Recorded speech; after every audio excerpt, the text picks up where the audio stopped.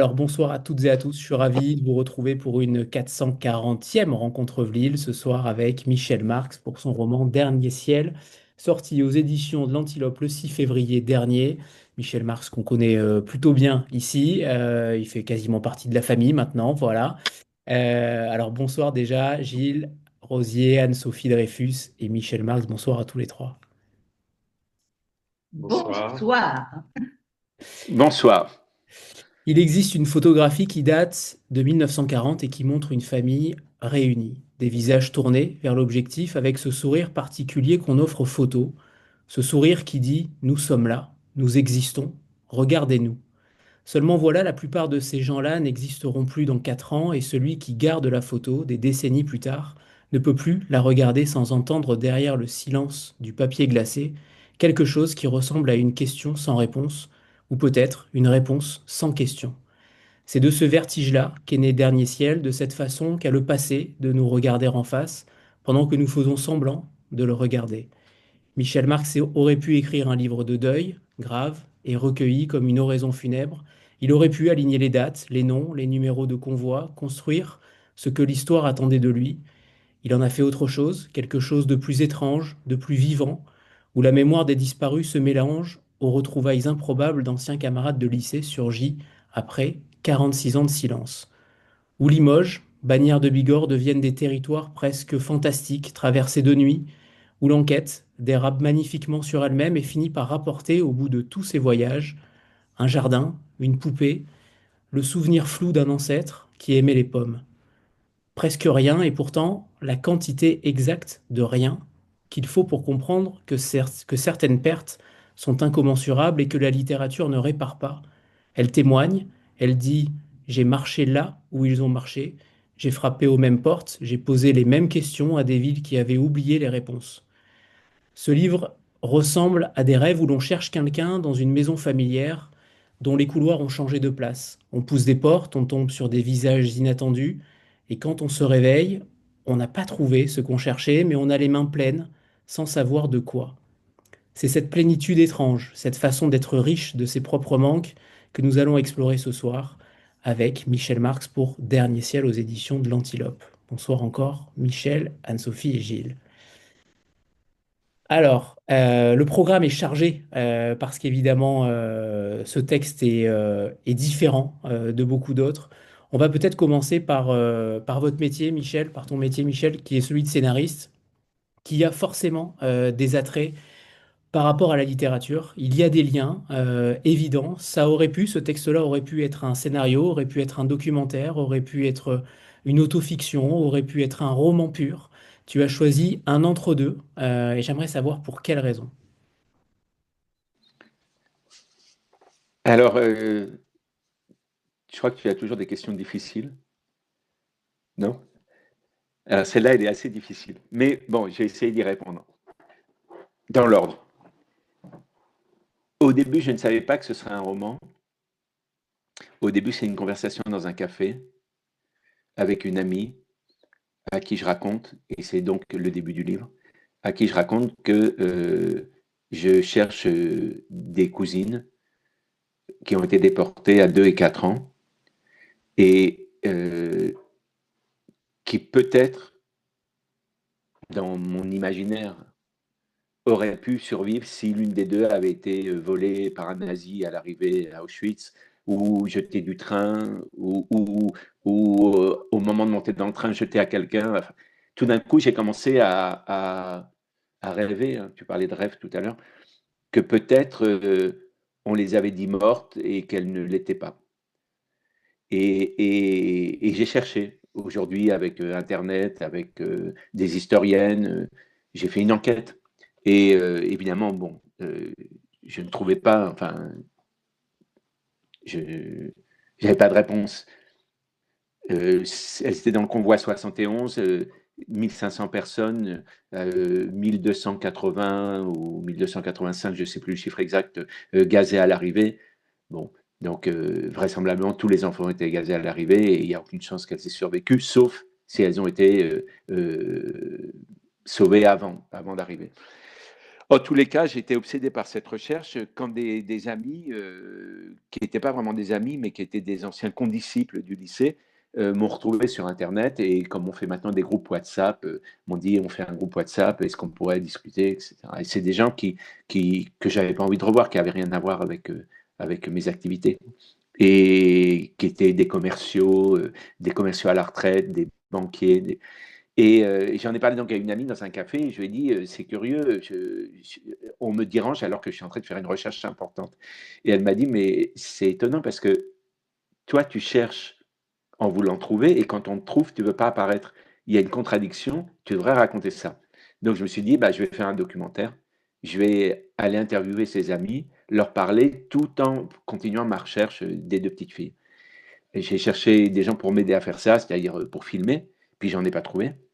Et, et je me suis dit, je vais raconter tout ça, je vais raconter en fait une sorte de journal où je dirais que je cherche des gens pour m'aider à faire un documentaire que je ne trouve pas et que je vois ces amis que je n'ai pas envie de voir et que je cherche ces petites filles que je ne trouve pas. Et puis je me suis mis bah, devant mon ordinateur et j'ai écrit ça et puis j'ai continué à écrire ça et puis tout d'un coup c'était un livre.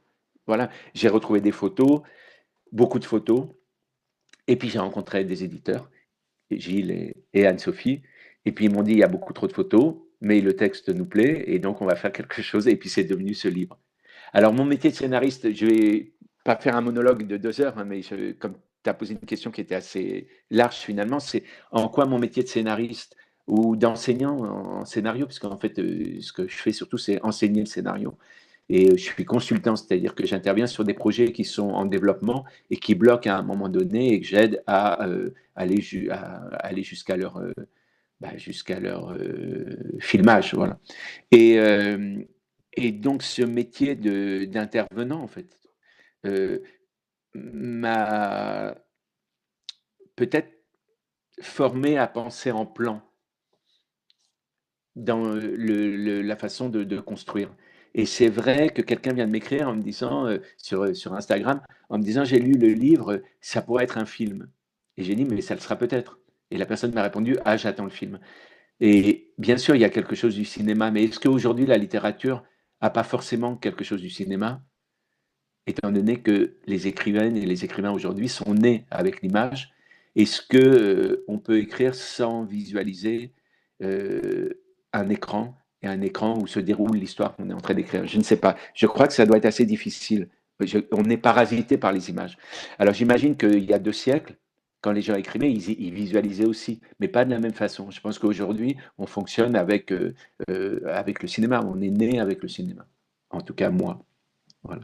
Et vous êtes même acteur maintenant, Michel. Ah oui, alors je suis acteur, oui, c'est vrai. Vous avez découvert ça aujourd'hui. J'ai joué dans un film en Argentine qui est un faux documentaire, mais qui est quand même un documentaire. Donc encore la même histoire d'énigmes, de recherche, et je joue le rôle d'un détective. Et alors ce qui est assez drôle, c'est que euh, le livre Dernier ciel, c'est une enquête. Et au fond, je suis un détective dans ce livre.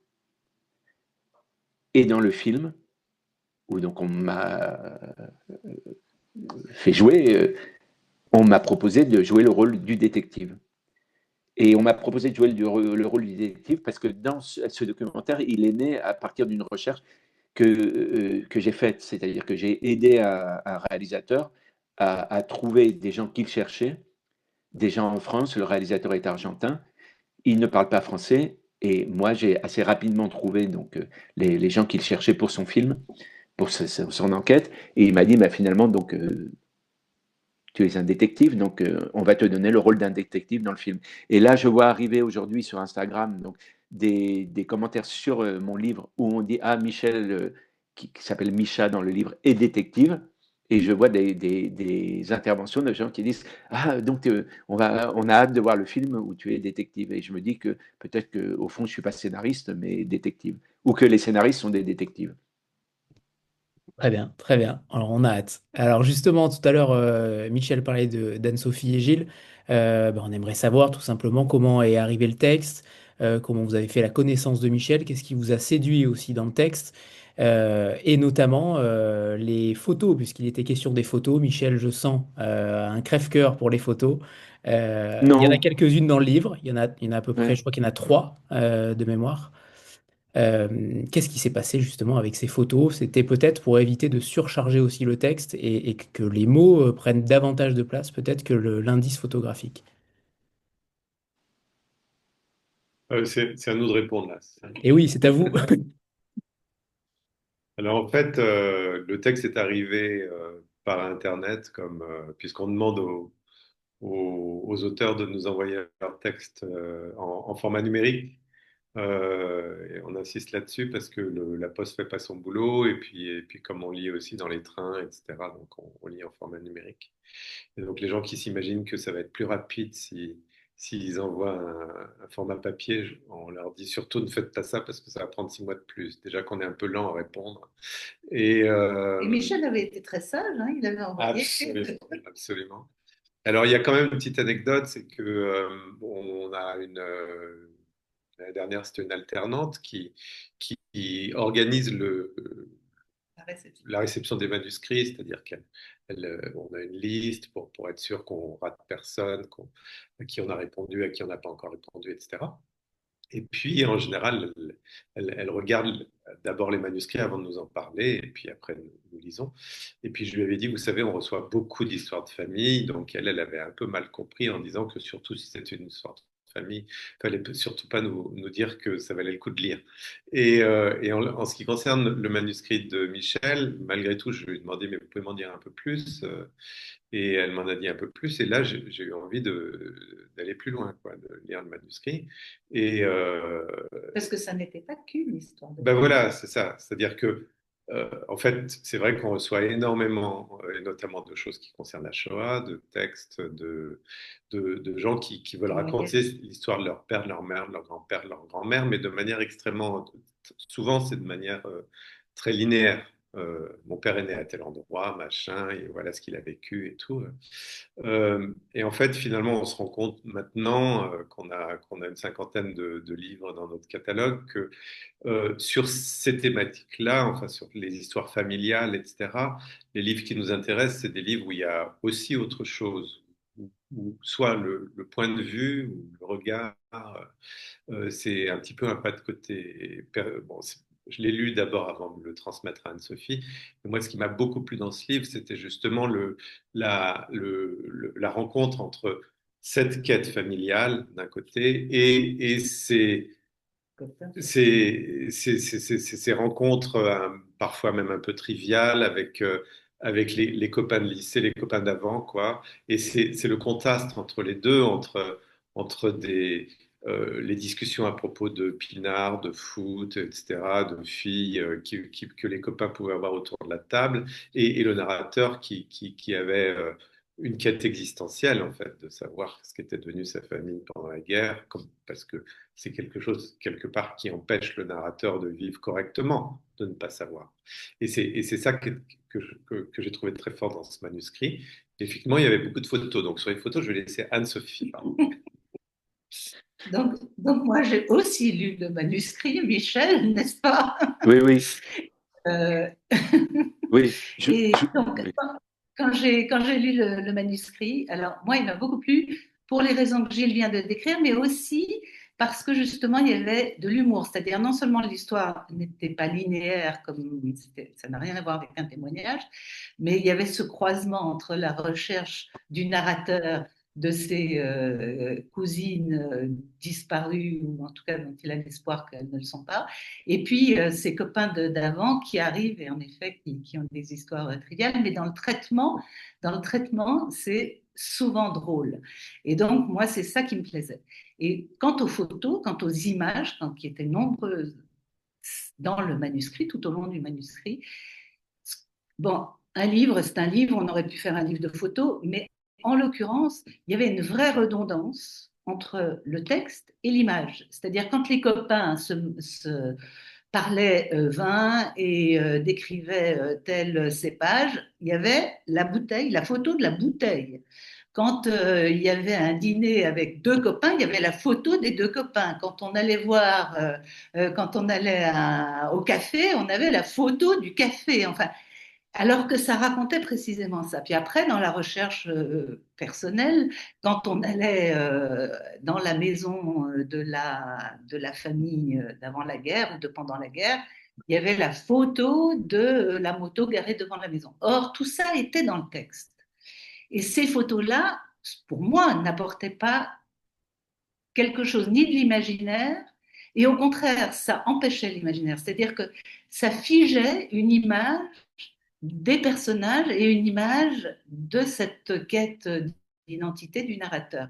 Et donc, je trouvais que c'était pas indispensable. Et donc, quand j'en ai parlé à Michel, ben Michel, là, je vous laisse dire votre frustration, malheur, tristesse.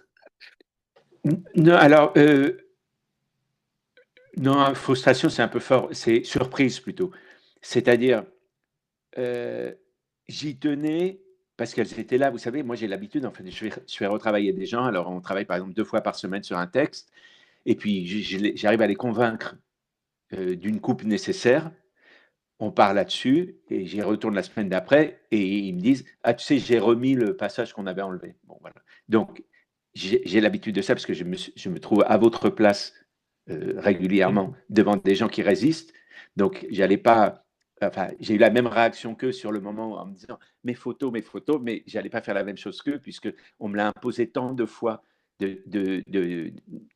d'écouter mes conseils et puis de ne plus les écouter que je n'allais pas vous faire le même coup. Et donc, j'ai accepté. C'est vrai que j'en aurais bien laissé une ou deux de plus. Vous l'avez vu. Mais finalement, leur absence, maintenant, quand j'ai le livre en main, je trouve que leur absence parle aussi. C'est-à-dire, c'est touchant d'avoir envie de les voir et d'avoir ce manque, le même manque que raconte le. C'est un livre sur les absences. Donc, l'absence des photos parle davantage que leur présence. Donc, vous avez eu raison. Voilà. Alors, on va parler de cette frontière entre Michel Marx et Micha. Finalement, j'aimerais savoir où elle est cette frontière-là, puisque est-ce que vous vous êtes, entre guillemets, auto-censuré? Est-ce que vous avez délibérément menti aussi pour vous protéger? J'aimerais bien connaître les arcanes, finalement, de cette séparation entre ces deux voix qui sont... Michel n'apparaît jamais dans le texte, hein, c'est toujours Micha. Pour le coup, et c'est ça qui est intéressant aussi, c'est qu'il y a une sorte de dédoublement de la personnalité peut-être, mais vous allez nous en parler. Michel, dites-nous. Michel ou Micha, dites-nous. Oui. Alors, c'est plus qu'un dédoublement. Je crois que je suis un peu tous les personnages. C'est-à-dire, justement, si on parle de la déformation professionnelle ou si on parle. En fait, c'est pas une déformation professionnelle. J'ai fait ce métier de consultant ou de scénariste parce que j'avais cette peut-être capacité, justement, à devenir les autres. C'est-à-dire à écouter l'histoire d'une maman qui meurt d'un cancer, d'un père qui est en prison, d'un homme qui tombe amoureux d'un cheval. On m'a raconté tellement d'histoires que pour pouvoir accompagner les autrices ou les auteurs, j'ai à chaque fois eu besoin, enfin, il était nécessaire que je me dédouble, ou voire plus, et que je devienne les personnages. C'est-à-dire que j'arrive à capter comment ils fonctionnaient intérieurement pour pouvoir les faire vivre et m'oublier moi et proposer par exemple des répliques qui correspondraient non plus à ma façon de moi imaginer comment ils seraient, mais d'être eux, c'est-à-dire une sorte d'abnégation pour devenir les autres. Donc finalement, je crois que dans ce livre, je suis un peu tous les autres parce que dans le fond, parfois je me moque un peu d'eux, c'est vrai, c'est-à-dire je montre leurs failles, mais, euh, mais je les aime bien parce que leurs failles, c'est les miennes aussi. Je crois qu'il y a, et Micha, au début j'ai écrit Michel, puis ça me gênait. Je me disais, on va se rendre compte que c'est moi. Alors, si j'ai cherché un nom très différent et j'ai mis Micha, et là, personne ne se rend compte que le narrateur, c'est moi. Donc, Mais bien sûr, Michel. c'était le but. Voilà. Et alors, il y a quelque chose, en fait, là où j'ai menti, mais c'est pas mentir, c'est finalement, j'ai laissé les prénoms des morts, parce qu'on ne viendra plus les embêter, a priori. Et par contre, j'ai changé les noms, les prénoms, mais ça pour des raisons de respect de, de ses amis qui sont vivants. J'ai changé tous leurs prénoms. Et donc là, moi, en le relisant, parfois j'oublie. C'est assez drôle parce que je me suis fait des petits pense-bêtes pour plus me tromper. quand j'ai évolué dans l'écriture parce que j'ai inventé des prénoms qui donc sont faux et je les oublie au fur et à mesure. Il y a quelqu'un qui s'appelle Gaëtan. Tout à l'heure, j'ai regardé le livre et je me dis, mais Gaëtan, c'est lequel? Parce que moi, dans ma tête, dans ma mémoire, j'ai les vrais prénoms, quoi. Alors sur Micha, je me trompe pas. Je me doute que ça a à voir avec Michel. Les autres, comme j'ai vraiment beaucoup modifié les prénoms, bah, parfois moi-même je suis perdu et je me dis mais celui-là, comment il s'appelait? Alors j'ai une toute petite anecdote, elle est assez drôle, mais je fais une parenthèse. Le mari d'une amie vient de lire le livre et il me dit bon, faut que je t'en parle. Et tout. Alors il me dit écoute, voilà, en fait, grâce à toi, j'ai retrouvé Jocelyn. Alors je lui dis c'est-à-dire, il me dit c'est incroyable, j'ai lu ton livre et ce Jocelyn, je l'avais complètement oublié, quoi. Tous mes revenus, notre jeunesse, quand on faisait de la musique ensemble, il faut absolument que je le revoie, quoi. Et je lui dis, mais tu sais, la vraie personne ne s'appelle pas Jocelyn. Et il me dit, mais si, c'est Jocelyn. Et je lui dis, non, il ne s'appelle pas Jocelyn. Alors, c'est pas le tien, quoi. Il me dit, si. Il me dit, excuse-moi, j'ai bien lu, hein, et je tiens à te remercier. Alors, j'ai déjà enquêté, j'ai appelé quelqu'un, un ami commun, etc. Alors, il habite loin, mais non, non, je vais aller le voir. C'est incroyable de le retrouver dans un livre, quoi. Et alors, il continuait et il ne m'a pas dit un mot sur le livre, mais rien sur le contenu, sur l'émotion, sur la sensation, aucune question sur mon histoire. Tout était sur ce Jocelyn qui donc n'est pas le sien, quoi. C'est très très drôle. À un moment donné, je me suis dit, mais c'était un dialogue de sourds. Et je me suis dit, alors je disais, mais c'est pas le même. Alors il me disait, oui, oui, oui, oui, bien sûr, incroyable. Ah, non, incroyable, vraiment, vraiment, je te remercie, quoi. Et ça a duré comme ça un quart d'heure. Et bon, j'ai dit, bon, je vais pas y arriver, quoi. C'est drôle, ça, non? Oui, il fallait pas le brusquer. Voilà. Oui, oui, Finalement, c'est voilà. son Jocelyn, c'est son Oui, imaginaire, oui, son voilà, je l'ai personnage de laissé. roman. Ouais, ouais. Donc, c'était quoi la Fin- question au début? Bah, Ah, je ne sais c'était. plus, je ne sais plus, Ouais. Michel. Vous m'avez il y a eu une digression supplémentaire Ah et oui, là, non, non, c'était alors terminé. c'était Micha, Micha. Pourquoi Micha et Oui, pas c'est ça la Michel? Non, différence mais entre ça, c'est Micha assez et simple. Michel. C'est que j'étais gêné d'écrire mon prénom euh, et j'ai voulu créer une petite distance. Pour moi, c'est plus facile de me donner ce nom à consonance peut-être un peu slave ou hébraïque, ou je ne sais pas. Mais enfin, Michel est un prénom hébraïque, mais Micha aussi. Voilà, bon, j'aime bien Micha. Bon, finalement, ce livre aura fait plus de bien que de mal aux Oui, personnages enfin, et aux oui, véritables personnes. oui, oui. Alors, Micha, il souffre aussi de quelque chose d'intéressant, c'est qu'il est hypermnésique, du moins c'est ce que dit son frère. C'est son frère qui lui dit qu'il est hypermnésique, selon ses proches, et pourtant il a si peu de souvenirs. Donc c'est ça qui est intéressant, c'est qu'on a l'impression que c'est une sorte de paradoxe comique, et en même temps, on découvre aussi pourquoi il est hypermnésique. En tout cas, pour quelles raisons, alors, je ne veux pas forcément le dire, parce que je trouve que c'est aussi quelque chose qu'on doit découvrir au cœur même du livre. Mais est-ce que pour vous, cette manière d'être hypermnésique et de ne pas l'être dans le roman, qu'est-ce que ça dit aussi de ce personnage-là? Qu'est-ce qu'il apporte? Qu'est-ce que ça apporte finalement au texte? Le fait de se souvenir et en même temps, au cœur du roman, de ne jamais être très précis. On a l'impression qu'il y a beaucoup de brume autour de ce texte-là. Oui, on dirait de la brume, c'est vrai, oui. Mais c'est parce que moi, j'ai fait des recherches sur l'hypermnésie. En effet, mon frère prétend ou m'appelle l'hypermnésique parce que lui prétend avoir tout oublié. Donc, je pense qu'il se souvient de tout d'ailleurs. Et quand je lui parle d'une scène du passé, il me dit, ah, je ne devais pas être là. Et je lui dis, mais si, tu étais là. Et il me dit, non, c'est pas possible, sinon je m'en souviendrai. Donc lui, il s'absente dans le passé. C'est assez curieux. Et moi, donc comme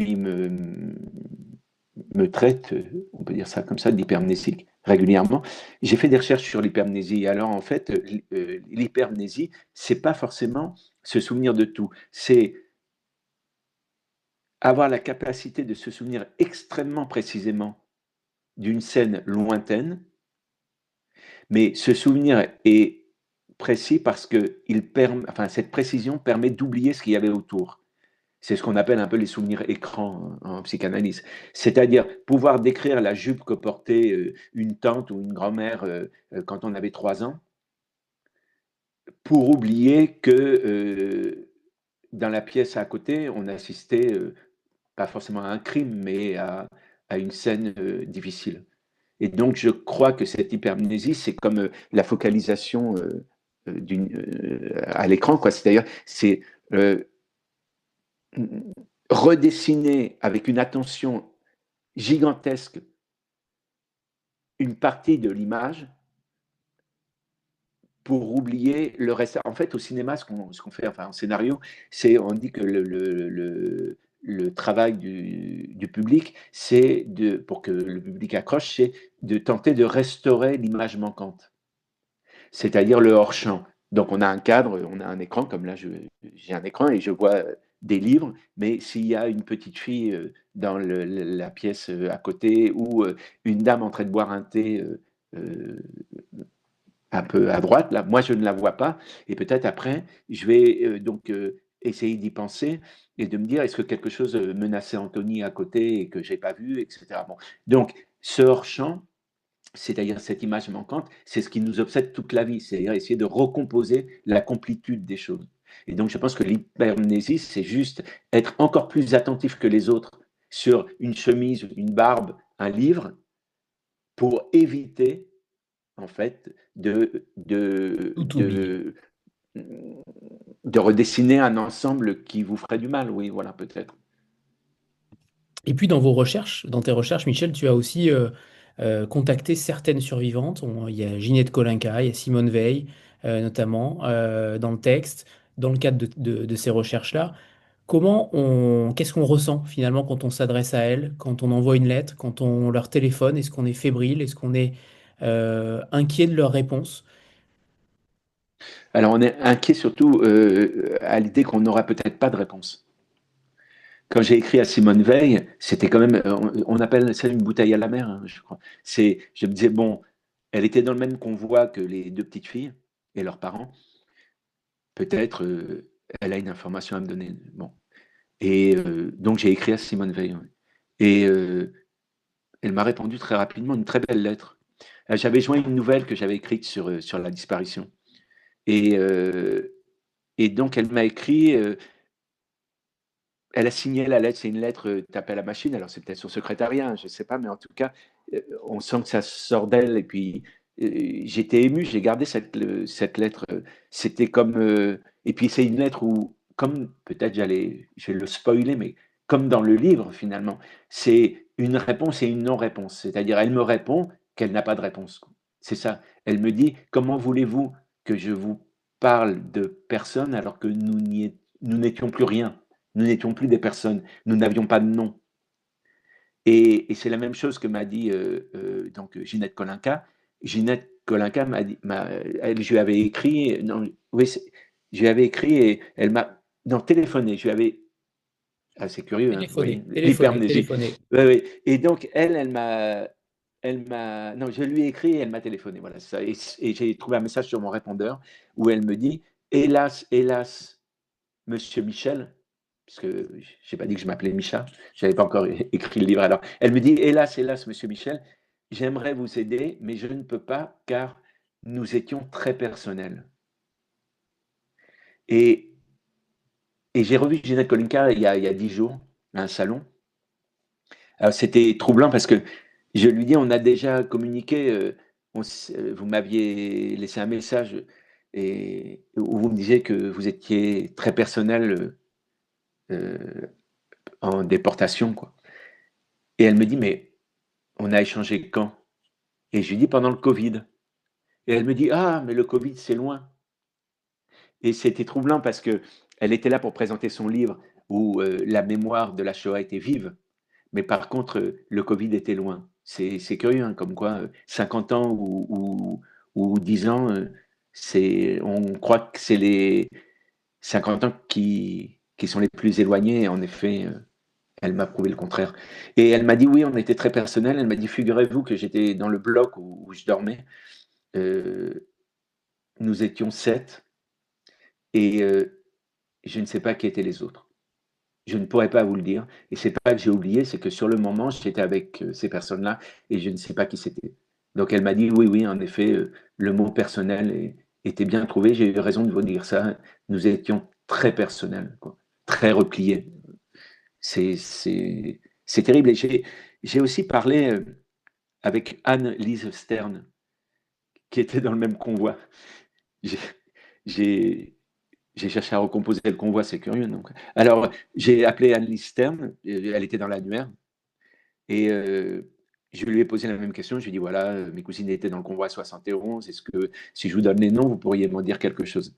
Et elle m'a dit, et donc elles étaient les deux petites filles avec leur mère et leur père, et elle me dit, vous voulez que je vous dise quoi? Que j'ai vu une femme dans le wagon plombé qui avait la tête baissée pour se peigner les cheveux, et que quand elle a relevé la tête, elle m'a dit, je suis un tel? Non, non, il n'y avait pas de communication. Elle me dit, vous faites quoi dans la vie? Alors je lui dis, ben, j'écris. Et elle me dit, mais vous avez fait un travail? Parce que la façon de poser les choses, on dirait que vous voyez de quel travail je parle, vous savez ce que je fais, je suis psychanalyste. Alors je dis, oui, oui, j'ai fait un travail. Alors elle me dit, oui, ça s'entend. Alors je vais vous dire une chose, je crois que vous écrivez pour ne pas être psychanalyste. Et elle m'a dit ensuite, vous avez des enfants? J'ai dit oui. Elle m'a dit, alors interrogez vos enfants, eux, ils savent ce que vous cherchez. Au revoir, monsieur. Ça avait duré 2 minutes. C'était à la fois très beau et très éprouvant. C'était une réponse qui ne contenait pas de réponse, qui ne contenait que des questions. C'est comme une roue qui tourne, hein, ou moi dans une roue qui tourne comme un hamster, quoi, et qui cherche à faire dire à des gens le silence. Oui, c'est ça. Voilà. Et je crois que le livre, c'est ça. C'est essayer de faire parler le silence. Très bien, très bien. Alors, c'est le moment de nous lire un premier extrait, Michel. Ah oui. Alors, alors ça a été très difficile, hein, vous savez, de trouver les extraits parce que je voulais pas que ce soit deux extraits sur la mère, je voulais pas que ce soit deux extraits sur le père, je voulais pas que ce soit trop triste, je voulais pas que ça soit que drôle. Alors, j'ai choisi un passage un peu triste et puis un passage un peu drôle. Mais celui qui est triste est drôle et celui qui est drôle est triste. Alors, je sais pas comment m'en sortir. Bon, alors je vous lis quelques lignes, si je les retrouve.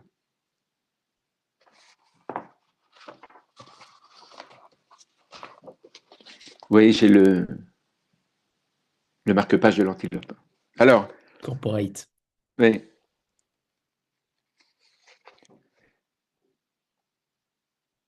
Ma mère, qui à la fin de la guerre avait perdu la sienne, atteinte d'un fibrome mal soigné par crainte de se rendre à l'hôpital, et qui s'est transformé en septicémie, faisait une sorte de blocage, répétant avoir mis un écran sur le passé, ne se souvenir de rien du temps d'avant la mort de sa maman. Combien de fois l'ai-je entendu dire « je mets un écran ». Était-ce pour cela que j'étais devenu professeur de cinéma? Ma mère parlait du passé au présent. Physiquement et dans son phrasé, elle avait une certaine ressemblance avec Marguerite Duras. Elle disait « j'ai 11 ans. Papa et maman me tiennent par la main, nous sortons très peu, il faut faire attention. Il y a les bureaux de la commandanture au bout de la rue, on me prévient, mais je ne comprends pas ce que cela signifie. Par contre, je sens la peur dans les mains qui me tiennent à Limoges, où nous nous cachons et où les sorties sont limitées. Je ne sais plus. Je ne sais plus rien, sinon qu'à mes 14 ans, maman lâche ma main. On ne me dit pas qu'elle est morte. Elle est à l'hôpital parce qu'elle est malade et comme le jour de son anniversaire, il ne se passe rien, que ce n'est pas du tout normal. Alors tu penses, si je comprends, surtout qu'une tante vient me voir habillée en noir. Faut pas être intelligente pour venir me voir sans rien expliquer et toute fichue de noir. Dans ces derniers instants, il y a une dizaine d'années, ma mère était en réanimation dans le sous-sol d'un hôpital. Si je parlais comme elle, je dirais ma mère est en réanimation dans le sous-sol d'un hôpital. C'était à Aubervilliers, au cœur d'un quartier sordide avec des vendeurs de cigarettes de contrebande à la sortie du métro et des bars de PMU aux devantures délavées, sans horizon, que les agents immobiliers prétendent en voie de gentrification, mais qui n'a rien à voir avec un paysage où ma mère aurait souhaité finir ses jours. J'aimerais mourir de ma belle mort dans mon lit, disait-elle quand elle était encore consciente, comme la dernière femme de votre père, grâce à qui, parce qu'elle a l'honnêteté de bien m'informer, je bénéficie de la pension de réversion. Ne pas me réveiller un matin et sans souffrir. Juste m'en aller en douceur dans mon lit ou dans un fauteuil. Elle, c'est dans un fauteuil. C'est bien ça, vous me confirmez. Mais coincée dans cet hôpital qui n'avait pour elle aucun sens, elle s'est mise à crier « Maman, papa, viens ! Maman, papa, viens !» Un disque rayé qu'on ne pouvait plus arrêter. « Maman, papa, viens ! maman, papa, viens.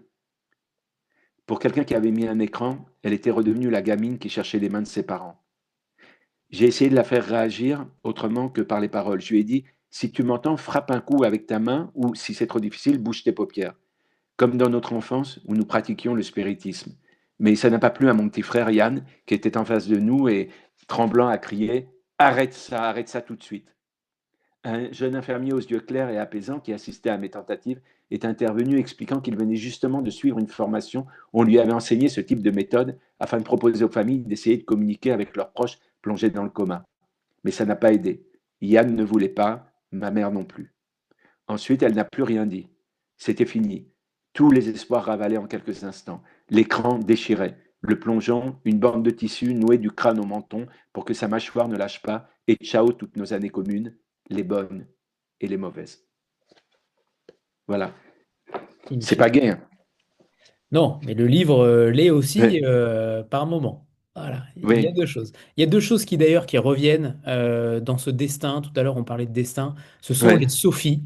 Et la deuxième chose, ce sont les boulangeries. Il y a deux mystères par rapport à ça dans le livre. Alors, voilà, qui sont pas non plus, on va pas spoiler non plus, mais il y a quand même des marottes. Il y a un terme d'ailleurs qui, je crois que c'est votre frère c'est ton frère qui te dit ouais. que tu as forcément à chaque fois des marottes.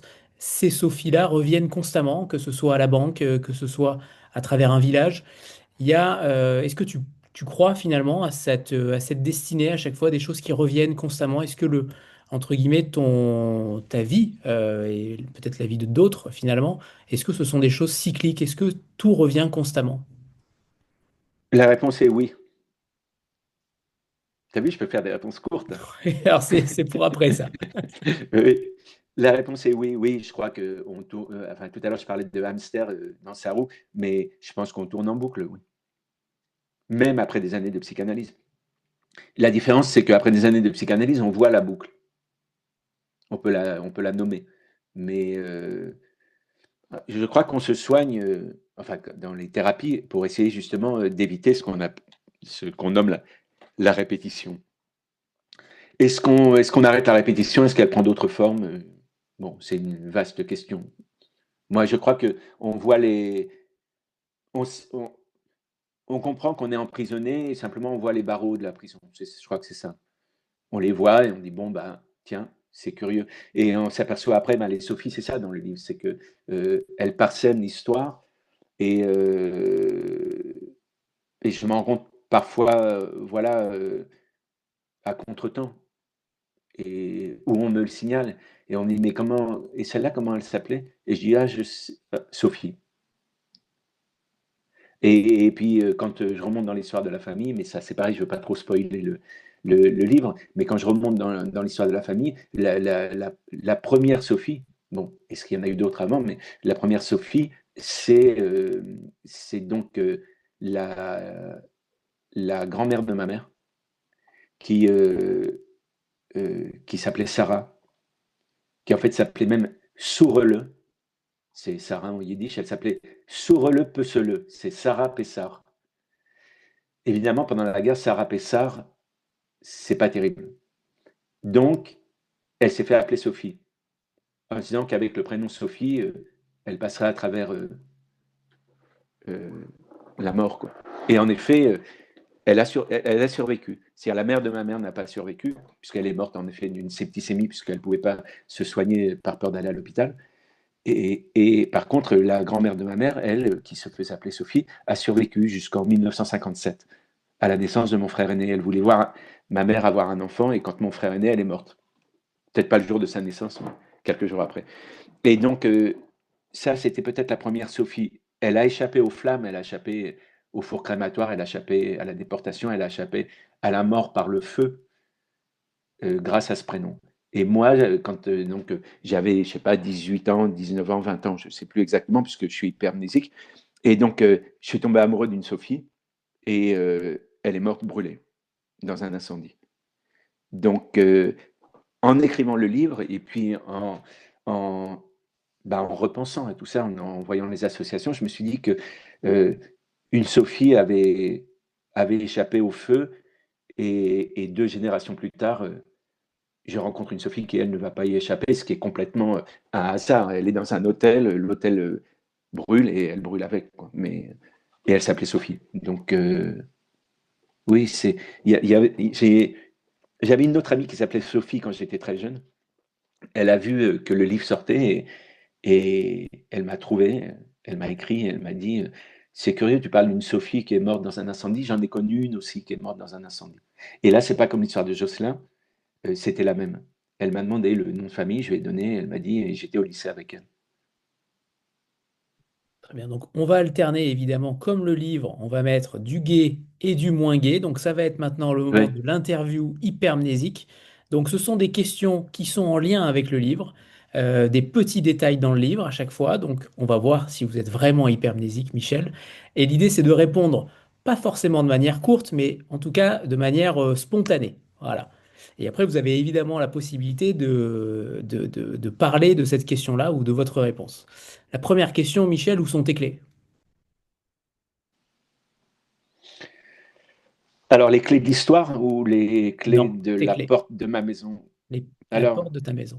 oui, alors mes clés, elles sont souvent accrochées dans un festival, je pourrais aller les chercher, mais dans un festival, on m'a donné, alors je sais pas comment on appelle ça, c'est un ruban avec un, un anneau où on peut accrocher ses clés. Et alors, alors en fait, j'ai toujours peur de perdre mes clés et, euh, et de me retrouver enfermé dehors.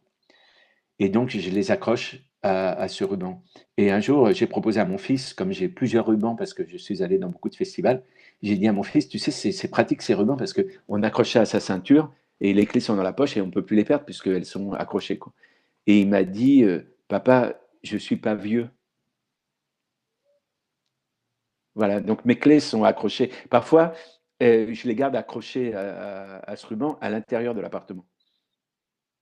Parce que je me dis, si je dois sortir, il ne faut pas Tout le monde aura que vu je la cherche. métaphore. Alors Ouais. justement, pour sortir, est-ce que tu as ton Ausweis, ton attestation de sortie aujourd'hui ou pas? Alors, je l'ai gardé, c'est-à-dire que l'attestation de sortie que m'avait rédigé le directeur de l'école de cinéma où je travaille pendant le Covid, parce que je suis parti en province, donc je le raconte dans le livre. Finalement, c'est incroyable tout ce que je raconte dans le livre. Mais donc, je suis parti dans la Drôme pendant le Covid. Et j'ai continué à travailler donc en distanciel, mais j'avais besoin d'une autorisation de déplacement de mon employeur et je l'ai gardé. Pour moi, c'est ça le Ausweis, c'est le Covid et le règlement auquel on doit se tenir, c'est-à-dire ne pas sortir plus de, je sais plus si c'était une demi-heure ou une heure, ne pas s'éloigner de plus de temps de mètres de chez soi, etc. Et cet enfermement, évidemment, sûrement, enfin, m'a fait repenser à ces autorisations de sortie que on essayait d'avoir pour pouvoir, pendant la guerre, aller à l'extérieur, quoi. Je pourrais Écris-tu? aller plus loin dans cette explication, mais ça sera plus tard. Ok. Écris-tu pour ne pas devenir psychanalyste? Alors là, j'ai un scoop. Ça va vous surprendre, peut-être. Eh bien, j'ai été psychanalyste. C'est-à-dire, j'ai fait une analyse, et après cette analyse, donc, j'ai eu des patients. J'ai été contrôlé par mon analyste, puisque c'est le principe, hein, c'est-à-dire on doit être contrôlé, à qui je racontais, voilà, j'ai fait comme ci, j'ai fait comme ça, il s'est passé ci, et elle me disait, bon, voilà, moi, à votre place, j'aurais plutôt, etc. Et ça a duré 2 ans. J'ai eu des patientes et des patients pendant 2 ans, et d'ailleurs, ça se passait très bien, hein, ils ont tous fait des progrès énormes, mais en fait, je travaillais avec la même méthode que ma psy, c'est-à-dire que je leur faisais répéter ce qu'ils disaient. C'est-à-dire que quelqu'un disait, mais est-ce qu'on peut négocier le prix de la consultation? Alors, je disais, est-ce qu'on peut négocier le prix de la consultation? Et là, ça ouvrait des champs extraordinaires. Et puis, au bout de 2 ans, ça devenait embarrassant parce que moi, je voulais écrire des livres et des scénarios. Et je travaillais comme prof, ça faisait beaucoup de choses. Et alors, mes enfants étaient petits à l'époque et ils me disaient, alors j'ai inventé un prénom, Sophie, tiens. Ils me disaient, Sophie a appelé, elle pleurait, il faut absolument que tu la rappelles. Et donc, j'avais mes enfants qui étaient, bon, qui trouvaient ça normal que je sois aussi psychanalyste. Et au bout de 2 ans, j'ai dit à ma psy, bon, j'arrête, j'ai peur. Et elle m'a demandé de quoi j'avais peur. Elle m'a dit, on va refaire des séances parce que peut-être vous avez peur d'être payé pour ça. Et si c'est ça, il faut qu'on explore pourquoi vous ne voulez pas recevoir quelque chose en échange de votre travail, quoi. Et on a refait des séances et puis voilà, et je suis retourné en thérapie et j'ai arrêté d'être psychanalyste. Mais je l'ai été pendant 2 ans, oui. Et bien voilà, un scoop.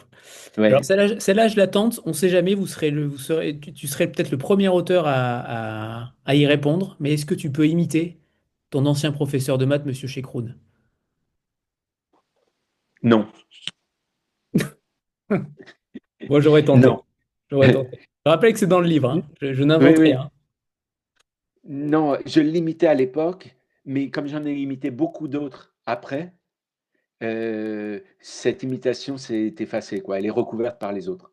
Mais je continue, hein, j'imite tous mes collègues sont passés à cet exercice, quoi.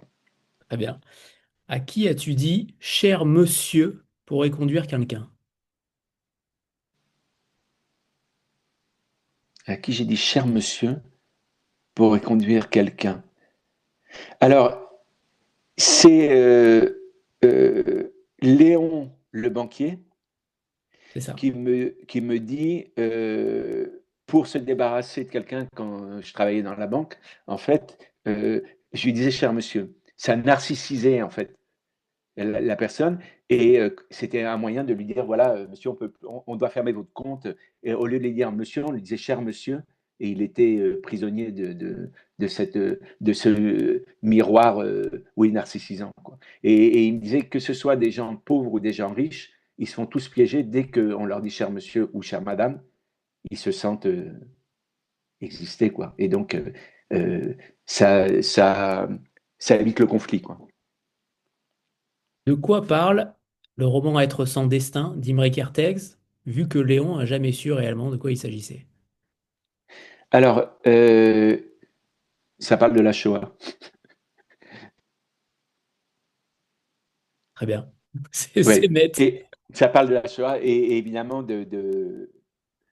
voilà, finalement de ce qu'on disait tout à l'heure, de ce que m'a dit Anne-Lise Stern, de ce que m'a dit Simone Veil, de ce que m'a dit Ginette Kolinka, c'est-à-dire euh, qu'est-ce que c'est que d'être anéanti? Et ça, c'est une question, évidemment, c'est une question assez vaste, c'est-à-dire que c'est la question des survivants. C'est-à-dire, j'avais écouté une interview un jour d'un rescapé de la Shoah qui disait euh, c'est comme la vie après la déportation, c'est comme une dent dévitalisée. Elle est là, mais on ne la sent pas. Très bien. Quel est le dernier écran que tu as mis devant tes yeux, comme ta mère? Alors là, alors, quel est le dernier écran que ben, c'est aujourd'hui. Très bien. Très bien. Bonne réponse. Quand produis-tu ton one-man show sur scène? Non, alors là, ça, c'est l'obsession d'un de mes collègues qui a trouvé ce stratagème là pour éviter de m'aider à faire mon documentaire. Heureusement d'ailleurs qu'il ne m'a pas aidé, puisque maintenant il y a le livre, mais je vais aller proposer, je lui ai dit, voilà, j'ai un documentaire, toi, tu as fait des films, est-ce que tu peux m'aider? Et il m'a dit, toi, faire un film? Mais enfin, rends-toi à la raison. En plus, alors j'ai raconté le sujet, enfin l'histoire, il m'a dit, mais non, mais toi, tu es un comique. Voilà. Donc, tu dois faire un one-man show. C'est ça que tu dois exploiter. Et puis, il m'a rappelé quelques temps après, je raconte aussi ça dans le livre, hein, mais c'est pour ça que vous me posez la question, mais euh, il m'a rappelé, il était un peu gêné, il m'a dit, bon, tu peux toujours essayer peut-être d'en faire quelque chose d'autre qu'un film. Enfin, je comprends que tu veuilles chercher, mais moi, je disais quand même le one-man show, ça pourrait être un plan B, etc. Mais, oui, donc, euh, j'aurais un scoop là-dessus, mais ça va être difficile de me croire, mais j'ai quand même un certain âge. Donc, j'ai fait des one-man shows quand j'avais peut-être une trentaine d'années. Ça a dû durer 2 ans. Et je ne suis pas en train de mentir, hein, c'est vrai. J'allais dans un cabaret et je faisais un numéro de duettiste avec un ami qui était comédien.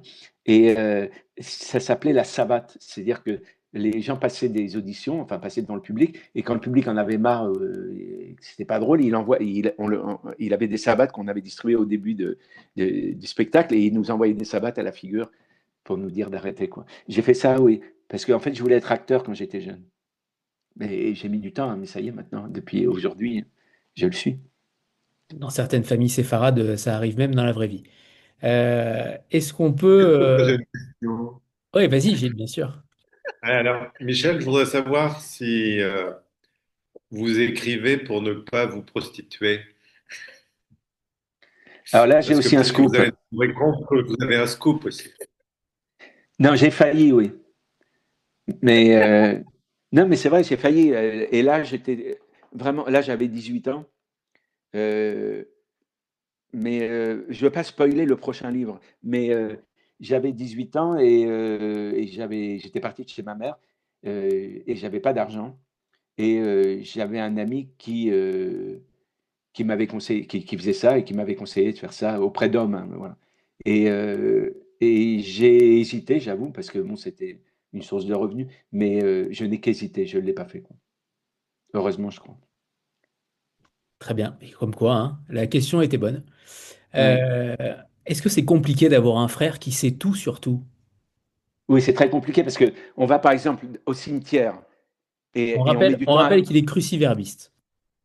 Oui, euh, on va au cimetière, on cherche la tombe de ma mère. Alors, je ne sais pas si ma mère se déplace, mais on a toujours du mal à trouver sa tombe. On cherche, on a pourtant les numéros de l'allée, etc. Et on la trouve pas toujours tout de suite. Je pense qu'elle bouge quand même. Et alors on la cherche, et devant chaque tombe, mon frère me dit qui est la personne qui est enterrée. Il me dit, regarde là, Jean-Benoît Sophie, Desnoyaux. Et je lui dis, oui, et alors il me dit, mais tu ne sais pas qui c'est.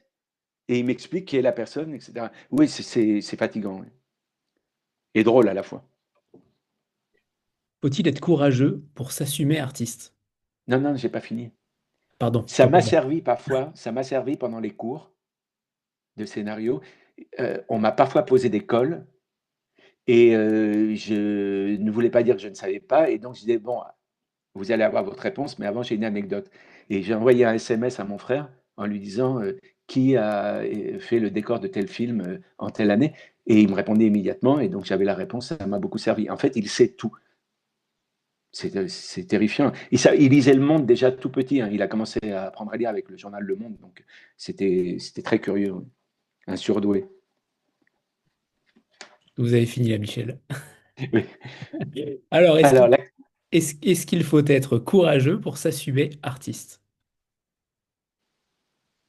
oui. J'adore. J'adore la différence de réponse entre deux questions. La différence de longueur entre deux questions. Et la dernière, peut-on aimer des êtres que nous n'avons pas connus? Ah oui, alors ça, c'est le deuxième passage que je voulais lire. Eh ben C'est alors, effrayant. allez-y. Allez-y, Michel, c'est parti. Mais il faut que je le retrouve. Alors voilà, on y va. On fait de la transmission de pensée, non? Alors,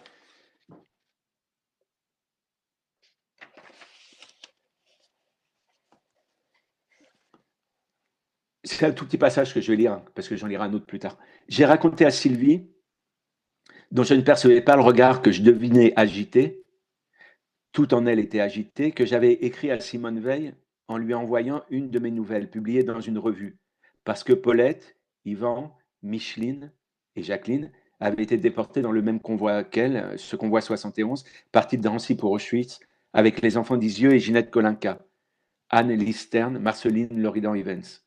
Simone Veil m'avait répondu une jolie lettre m'expliquant pourquoi elle ne pouvait pas se souvenir de ces noms, qu'elle n'avait pas passé, enfin, pardon, qu'elle n'avait passé qu'une semaine à Drancy et qu'arrivée à Auschwitz, hommes et femmes étaient séparés et n'avaient plus l'occasion de se revoir, qu'elle avait retrouvé dans ma nouvelle le silence et les interrogations que nous pose indéfiniment la disparition de ceux que nous avons aimés. Mais moi, je n'avais pas pu les aimer, je ne les avais même pas connus. Ou alors, peut-on aimer des êtres que nous n'avons pas connus? Peut-être que oui. Voilà, ma réponse est dans le livre alors donc.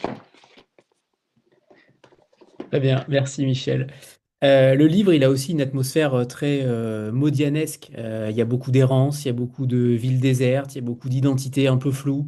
Est-ce que pendant l'écriture, tu t'es parfois perdu? Est-ce que tu as dû appeler quelqu'un pour retrouver aussi ton chemin? Alors, c'est vrai que dans le livre, dans cette histoire, ce qui se passe et qui a un rapport avec les clés, c'est le fait de perdre ses clés.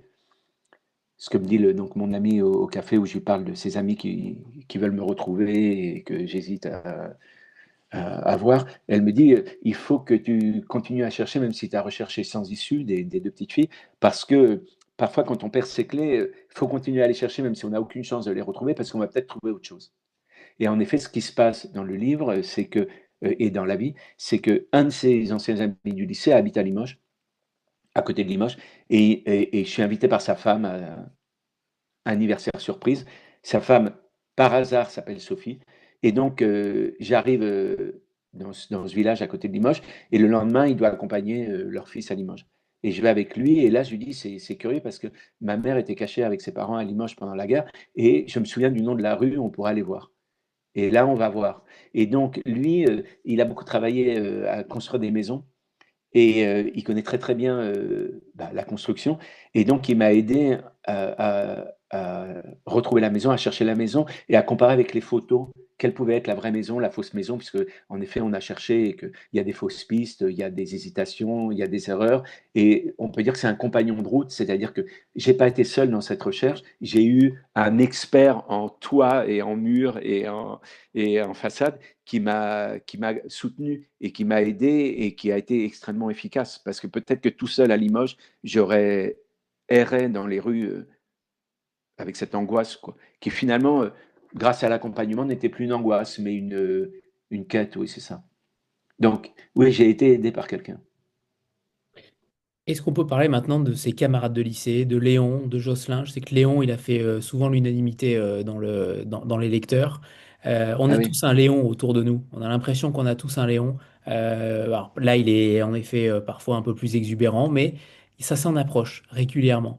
Ces camarades de lycée-là qui reviennent après tant d'années, est-ce qu'ils ont été... tout à l'heure, tu disais que tu les aimais finalement, même s'ils sont parfois pénibles, même si ils te poussent à répondre à des choses totalement improbables et impromptues, mais quel est ton lien justement avec eux? Est-ce que c'est aussi une sorte d'hommage que tu leur fais?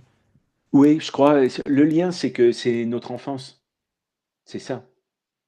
Et, euh, et c'est le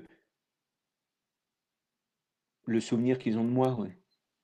Et le souvenir que j'ai d'eux, c'est-à-dire, je revois les petits garçons. C'était une école de garçons, hein, c'était pas mixte. Et je revois les petits garçons, je revois leurs vêtements, je revois leurs ballons de basket. euh, je les vois se faire virer d'un cours. Je, je retrouve quelque chose que j'avais pas finalement perdu, mais qui serait inscrit comme ça. Donc, c'est comme si, oui, c'est comme si un passé qui, en fait, j'allais dire qui était flou, mais non, il n'était pas flou, mais il était en attente, voilà. Il était quelque part. Et puis là, tout d'un coup, hop, il revient au milieu de l'écran, quoi. Il sort du hors-champ et ils sont là. Et alors, c'est assez drôle parce que il y en a deux qui parlent, on se retrouve au restaurant et puis il y en a un qui dit à l'autre, mais tu te rends compte, ça fait 46 ans qu'on ne s'est pas vu. Mais alors, qu'est-ce qui s'est passé pendant 46 ans? Et l'autre lui répond, rien. Alors, ça peut paraître terrifiant, en même temps, c'est drôle, quoi. Ça veut dire le temps passe vite. Et justement, par 46 ans. rapport à ça, Michel, je trouvais que il y avait beaucoup d'isolement en fait. Beaucoup de tes personnages sont isolés, y compris le scénariste hypermnésique, Micha. Oui. On a l'impression qu'il y a aussi cette forme-là d'absence de lien entre eux, entre la société en réalité. C'est aussi un roman sur ça, j'ai eu l'impression. Oui, c'est des laissés pour compte, hein, c'est ça. Mm. Et ils cherchent des bouées. Il y en a un qui me revoit et puis il insiste pour que j'aille chez lui. Et puis, bon, je m'ennuie un peu, mais il y a bon, il me montre une machine, je sais plus, pour presser les fruits ou pour faire de la limonade, enfin, Puis après, il me raccompagne et puis il me dit, j'étais tellement content de te revoir. Et je dis, oui, oui, moi aussi. C'est pas tout à fait vrai, mais c'est pas tout à fait faux. Et il me regarde et il me dit, mais tu me demandes pas pourquoi. Je lui dis, ah maintenant, tiens, c'est vrai, je ne sais pas demander. Il me dit, si tu savais ce que je m'emmerde. Voilà, c'est ça. C'est-à-dire que se revoir vieux, euh, comme dans les films de Cassavetes, j'évoque les films de Cassavetes ou Husband, où voilà, les femmes sont parties, sont pas là, et les hommes se retrouvent entre eux, et c'est des copains depuis longtemps, et puis ils vont se mettre à errer ensemble, et à essayer de retrouver l'énergie qu'ils avaient quand ils étaient jeunes, et puis se rendre compte que le temps est tombé sur eux. Et là, je crois qu'en effet, ces amis-là, il y a quelque chose qui a été raté, je pense. Justement, on parlait tout à l'heure de l'être sans destin. Ils ont eu des destins, mais c'est des destins déçus, je crois. C'est vrai. Il y a beaucoup de cinéma. En effet, il y a Match Point, notamment. Il y a une scène de Match Point que vous décortiquez et vous n'êtes pas d'accord forcément avec l'interlocuteur. Il y a beaucoup Ouais. d'Audiard, il y a du Blier également, mais on a l'impression qu'aussi le cinéma, vous pouvez pas vous en passer en fait. Il est intégré au texte, il est intégré au romanesque. Qu'est-ce que ça apporte, notamment à travers les dialogues? Les dialogues sont truculents, on a vraiment l'impression d'avancer continuellement dans l'histoire, mais en même temps, il y a cette scénarisation du texte qui n'est pas du tout visible. On ne voit pas un scénario, on voit un véritable roman, mais on sent l'apport du cinéma à travers ça. Comment vous expliquez justement, est-ce que ça vous aide? Est-ce que ça t'aide, Michel, à, à travailler les choses de manière romanesque? Est-ce que c'est aussi là, dans cette veine-là, que tu souhaites aller pour plus tard, pour les prochains romans? Alors, il y a un écrivain, un scénariste qui s'appelle Hanif Kureishi, qui est le scénariste des films de Stephen Frears, entre autres. Et à tour de, enfin, une fois il écrit un livre, une fois il écrit un scénario, alors quand il présentait au début ses romans, on lui disait, c'est pas un vrai roman, c'est un scénario. Et quand il présentait un scénario, on lui disait, c'est quand même un peu trop littéraire, quoi. Puis finalement, c'est devenu Hanif Kureishi et c'est devenu quelqu'un un professionnel connu, enfin voilà, et qui s'est imposé. Mais au début, il a eu beaucoup de mal parce qu'en effet, il était peut-être entre les deux, quoi. Mais ça relève de ce que je disais tout à l'heure, c'est qu'aujourd'hui, on pense cinéma, même dans les relations entre les gens. On se comporte comme alors il y a un film d'Alain Resnais qui s'appelle Mon oncle d'Amérique où il y a des inserts qui nous montrent que chacun des personnages en fait se prend pour son héros ou son héroïne de cinéma et que dans ses réactions, quand il est devant un conflit, il réagit comme aurait réagi Jean Gabin ou comme aurait réagi. Euh, bon, chacun a ses références, Jean Marais, voilà. Et donc, peut-être que. Alors, vous avez des questions. Il faudra qu'un jour on décide si on se tutoie ou si on se voit, parce que c'est compliqué ça. Ouais, Il y a. Mais les étudiants sont pareils avec moi. Ils me disent, Monsieur, tu pourrais m'aider. Alors, Monsieur euh, Michel. oui, Monsieur Michel. Alors, non, alors, le travail du consultant, du scénariste qui accompagne le projet des autres, c'est essayer de euh, euh, aider les gens à construire des histoires où souterrainement quelque chose travaille. C'est à la partie cachée de l'iceberg, ce qu'on appelle la partie cachée de l'iceberg. Donc, travailler sur ce qui ne sera pas dit et ce qui ne sera pas vu. C'est-à-dire que ce qui compte, c'est ce qui n'est pas dans le cadre, parce que c'est ce qui menace, et c'est ce qui n'est pas dit, parce que c'est ce qui interroge. Si on met M6, ça existe M6, je crois, oui. Si on met M6 où les gens disent ah, je t'aime parce que tu es belle, oui, mais moi aussi je t'aime parce que tu es beau, bah, moi par exemple, je change et je mets Arte. Bon. Et sur Arte, je ne comprends rien et je suis content parce que j'ai besoin de me dire ah, intéressant, je ne comprends rien, je vais essayer de comprendre. Voilà. Et donc, ce besoin d'intervenir, ce besoin de. Voilà, c'est essayer, tout à l'heure je disais, c'est restaurer la partie manquante, c'est aussi euh, essayer de toucher ce qui souterrainement travaille et qui est en train de travailler, qui va émerger à la fin du film, et on va se dire, évidemment, quoi. Je le savais, ce qu'on appelle peut-être en psychanalyse, ce qu'on appellerait le préconscient. C'est-à-dire, c'est pas complètement enterré, ce qui est l'inconscient, qui est complètement sous terre, on va dire. C'est pas non plus conscient, puisque conscient, on le verrait, c'est préconscient. C'est-à-dire, c'est en train de vibrer. Il y a quelque chose qu'on sent qui est palpable, mais qui n'est pas dit, qui n'est pas formulé ou qui n'est pas encore vécu. Mais on sent que c'est proche et on attend que ça se développe, quoi. C'est assassiner toute la famille, aller vivre avec la voisine. Bon, ça dépend des films, hein, mais c'est ce qui souterrainement travaille et qui est en train d'advenir, quoi. Et bon, ça, c'est une partie. C'est-à-dire que dans le livre, j'ai beaucoup pensé à ça. Et même, d'ailleurs, pas seulement dans le livre, dans ma vie aussi, je pense tout le temps à ça. C'est-à-dire, je pense à la face cachée des choses. Donc, et à ce qui est en train de se préparer et ce qui nous anime, c'est-à-dire peut-être, oui, le préconscient, l'inconscient, la transmission, ce qui nous a été transmis et qui nous agite ou nous bloque. Et on passe de l'agitation au blocage en essayant de survivre. Voilà. Donc ça, c'est un peu la matière, on va dire, c'est la matière de l'histoire. Et après les dialogues, là, j'avoue, je dois l'avouer, là, je suis hypermnésique. C'est-à-dire que je ne fais aucun effort, je n'aurais pas à le dire, hein, mais je ne fais aucun effort. Tous les dialogues me reviennent exactement comme ils étaient à l'époque où je les ai entendus. Et donc, ça, je ne sais pas pourquoi, mais je suis capable, pas sous la contrainte, mais enfin, face aux besoins, je suis capable de faire ressortir tout ça. Et donc, par exemple, Léon, je l'ai vu donc plusieurs fois, il m'a raconté plein de choses, je ne les ai pas notées, mais je les ai mémorisés. Et au moment où j'étais devant l'ordinateur et où j'ai fait parler Léon, hop, tout est revenu in extenso, quoi. Ça, c'est presque une malédiction. Ça veut dire que quelque part dans mon disque dur, là, je suis habité par tout ce que j'ai entendu depuis toujours. Et ça, c'est terrifiant. L'imitation, on parlait des imitations tout à l'heure, c'est ça. C'est-à-dire que, alors, encore peut-être quelque chose d'un peu étonnant, mais quand mes frères m'appellent,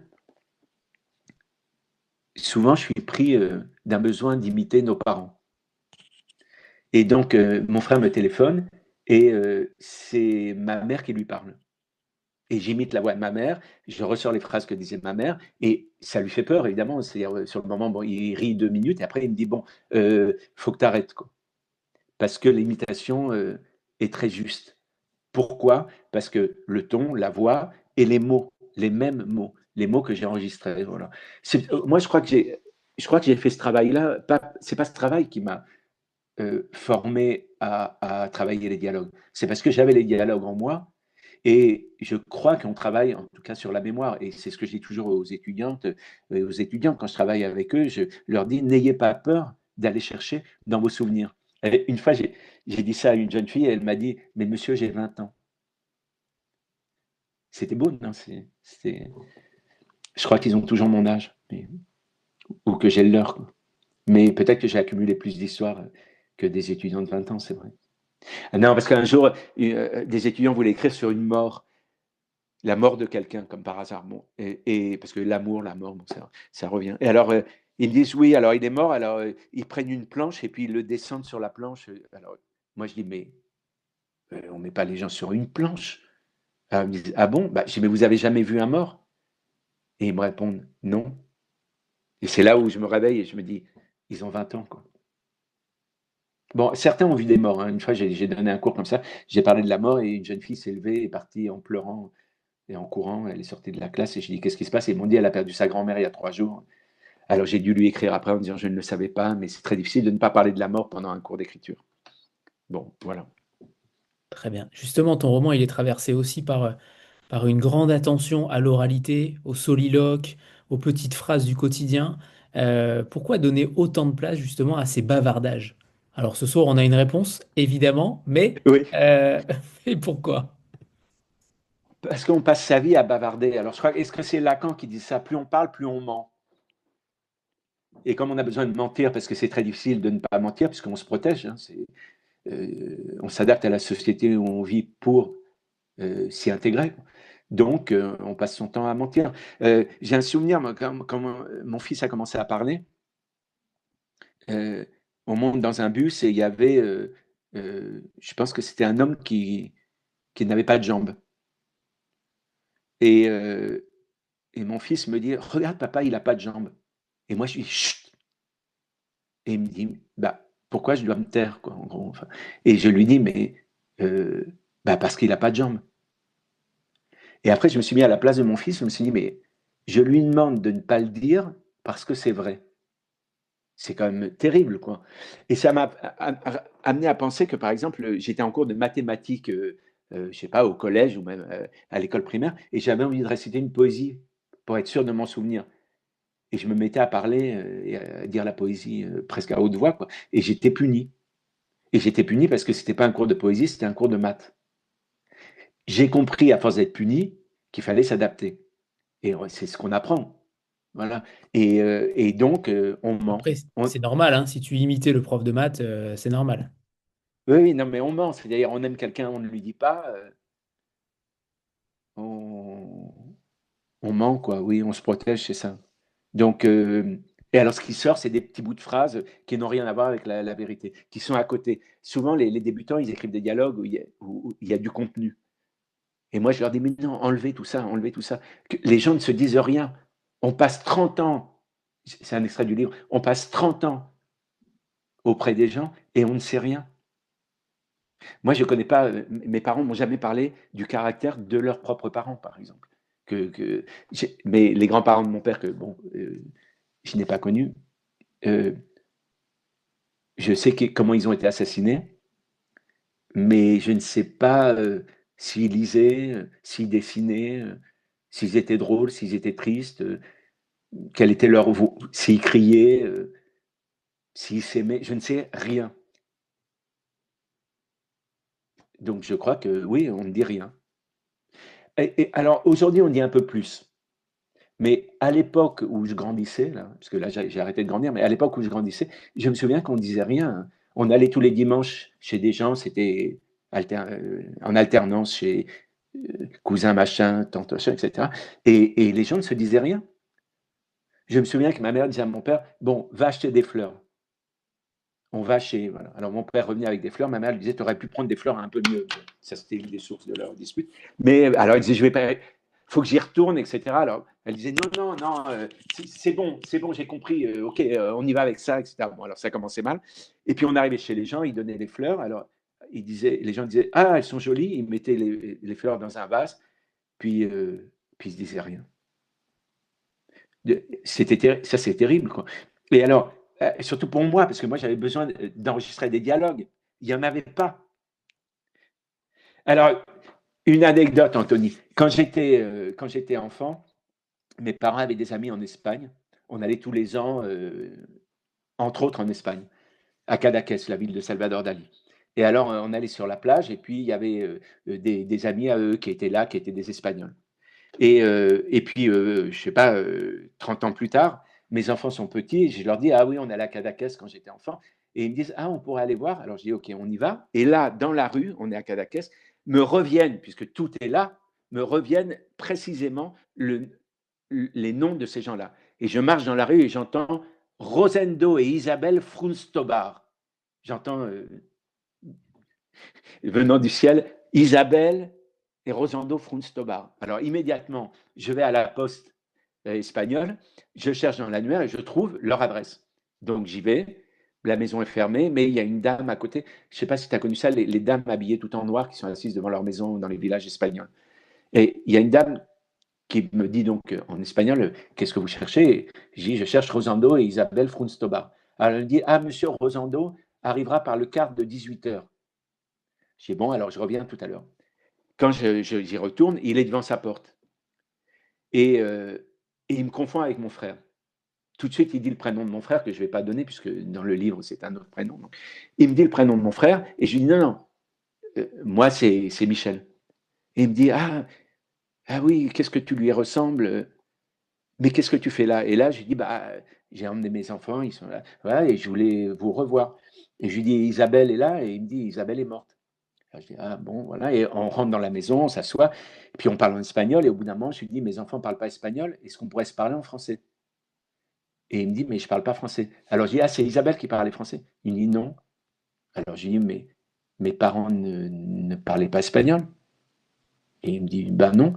Alors je dis, mais vous étiez amis? Alors il me dit, oui. Et je dis, comment vous faisiez pour vous parler? Et il me dit, ben, on ne parlait pas. Amis. C'est-à-dire que tous les à Noël, le 1er janvier, toutes les dates, on recevait une carte postale avec marqué bonne année à la famille, etc. Mes parents répondaient en disant gracias amigo, ou des choses comme ça, peut-être il y avait peut-être 2 mots, mais ils n'ont donc jamais eu de conversation. Et tous les ans, je les voyais sur la plage, les uns à côté des autres, et ils regardaient l'horizon. C'était comme ça. Dans les films, c'est comme ça. Quand on regarde les films des années 60, 70, les gens sont murets, quoi. Dès les films de Claude Sauté, je revois des films de Claude Sauté en ce moment, où les gens n'arrivent pas à se dire les choses, quoi. Alors aujourd'hui, ils s'en disent un peu plus. On a Un peu bien fait de plus. pas les inviter ce soir, hein. Oui, oui. Oui. On va faire une petite photo de groupe avant que Sandra ne pose sa question si elle se remet de son fou rire. Alors 3, 2, 1, et c'est bon. Sandra, c'est à toi. Bonsoir, bonsoir Michel, bonsoir Ah, Anne-Sophie. je vous reconnais. Bon, Oui, oui, oui, oui. Je vois une vignette avec votre visage sur Instagram. ah non, Ah, il n'y a si, pas, si, je vous ai vu. y a pas ma photo, hein. Non, Fourni. c'était Rosando. Isabelle. Oui, alors je vous écoute. Oui, euh, je pense que vous avez fait la démonstration de ce que vous dites, page 126. Vous dites je suranalyse, j'ai toujours suranalysé. Oui, Euh, et, euh, et en fait, effectivement, il y a beaucoup de foisonnement. En fait, j'ai deux questions. J'ai une question pour les éditeurs RIS. Ici présent. Et j'ai une question pour vous, Michel, aussi. En fait, oui. je voulais savoir d'abord pour les éditeurs RIS, savoir s'il y avait eu autant de foisonnement aussi dans le manuscrit. On a parlé des photos tout à l'heure dont il fallait faire le tri. Anne-Sophie en a parlé. Est-ce que, notamment du point de vue des descriptions, parce que moi j'ai été notamment captivée pardon, par l'acuité des descriptions physiques des gens, des tenues, etc. J'ai trouvé ça assez fou. Vous avez quand même un regard extrêmement pointu. Voilà, je voulais savoir s'il y avait eu un tri là-dessus, si c'était aussi foisonnant, si c'était trop suranalysé parfois, donc si le travail d'éditeur avait été ardu là-dessus. Et puis pour vous, Michel, je me demande aussi si est-ce que ce foisonnement ne vous pousse pas à d'autant plus enfin créer finalement, que ce soit des scénarios, que ce soit des romans, enfin de partir de la création, parce qu'on vous entend ce soir, vous avez plein de choses à raconter, donc est-ce que ça n'inspire pas des supports créatifs finalement, enfin à utiliser des supports créatifs variés pour pouvoir raconter tout ça finalement. Voilà, Ah, merci. c'est drôle parce que je vais laisser répondre les éditeurs tristes, mais j'ai une image qui me vient quand vous me parlez. J'ai l'image d'une pochette surprise. Vous avez connu ça, les pochettes surprises? Ouais. Oui? Il parle pas de ton visage, hein, Sandra, hein. Non, non. Non, non, mais votre discours, le propos, c'est-à-dire quand vous dites c'est foisonnant, je repense, et les pochettes surprises, c'était des pochettes qu'on achetait aux enfants et il y avait des surprises dedans. Après, c'est devenu, je sais pas, dans les chocolats ou les choses comme ça. Et alors, à chaque fois, on se disait, qu'est-ce que je vais avoir? Mm. Et un peu, si vous voulez, on avait envie que ce soit comme Mary Poppins, que ce soit sans fin, qui sortent des choses et des choses et des choses. Et peut-être que, je sais pas, ce que vous me dites, c'est ça, je me demande si mon cerveau il n'a pas été fabriqué comme ça, c'est-à-dire comme une pochette surprise, comme quelque chose qui contient à l'infini des, des cadeaux, c'est ça qui veulent sortir, quoi. Si on peut appeler ça des cadeaux. Mais j'ai une question, Sandra. Vous avez plusieurs prénoms? Oui, j'en ai un deuxième, il va vous plaire, je pense. C'est Michel, mon deuxième prénom. Mon deuxième prénom. Voilà, c'est ça. Je voulais en être sûr. Donc, je laisse répondre les éditeurs maintenant. Vas-y. Bon, alors, je réponds, Sandra.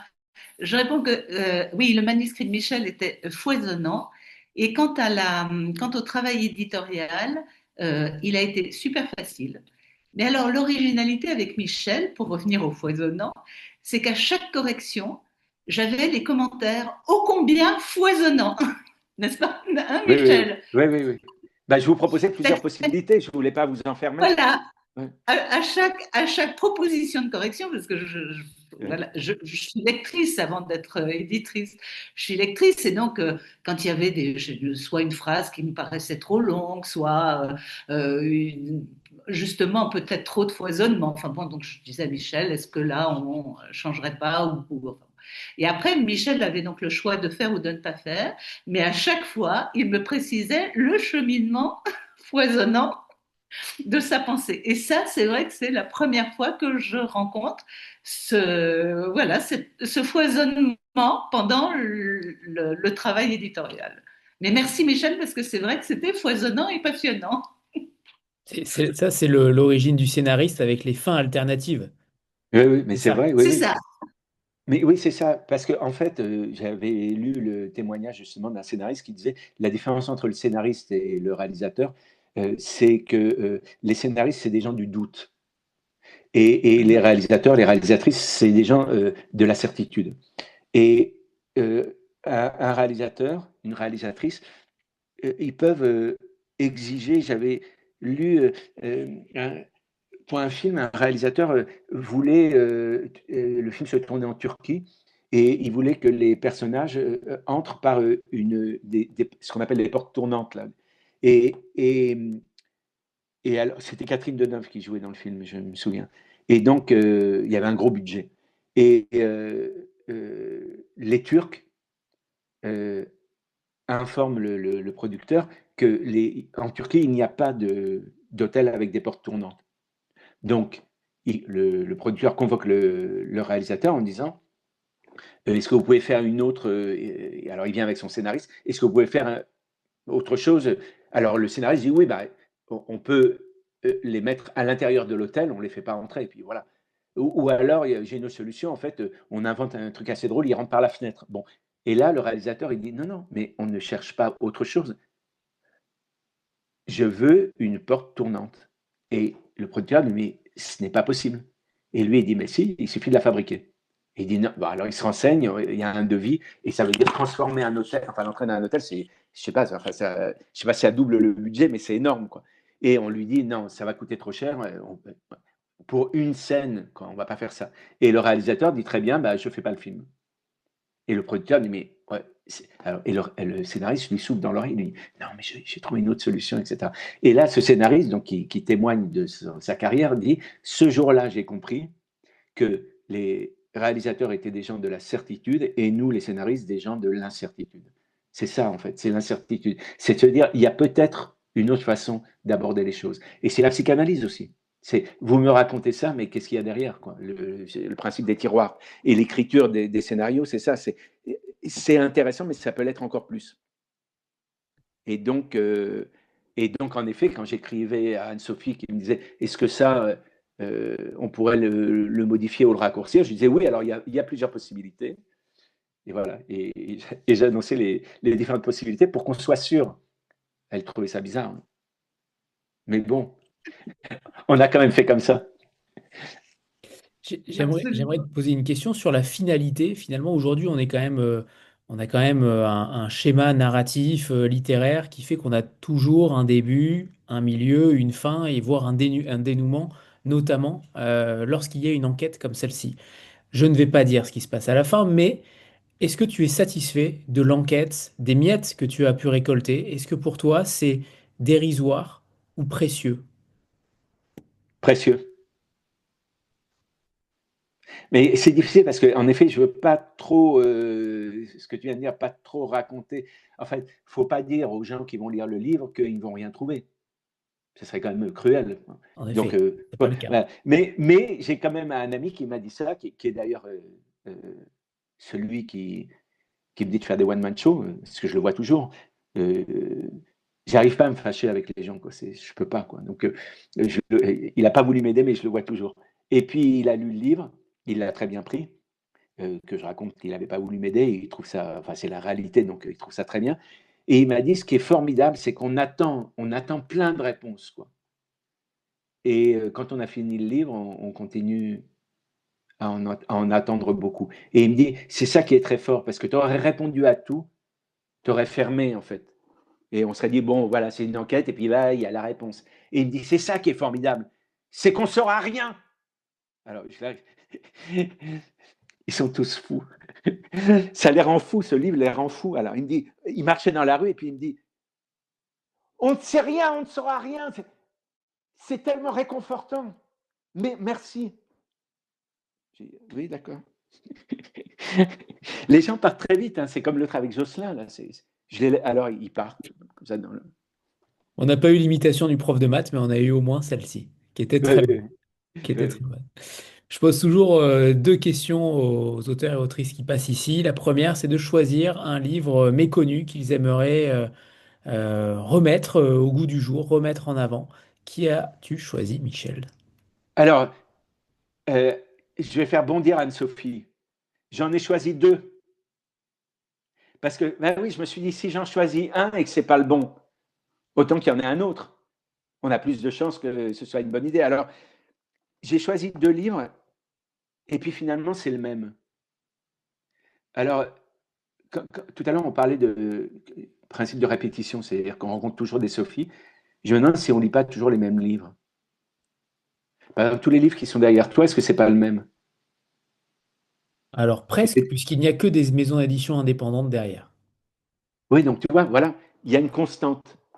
Alors moi, dans les livres que j'ai aimés ou les livres qui m'ont marqué, il y a une constante, c'est que c'est des livres qui parlent de la perte, puisque c'est ce que j'écris aussi, de l'absence.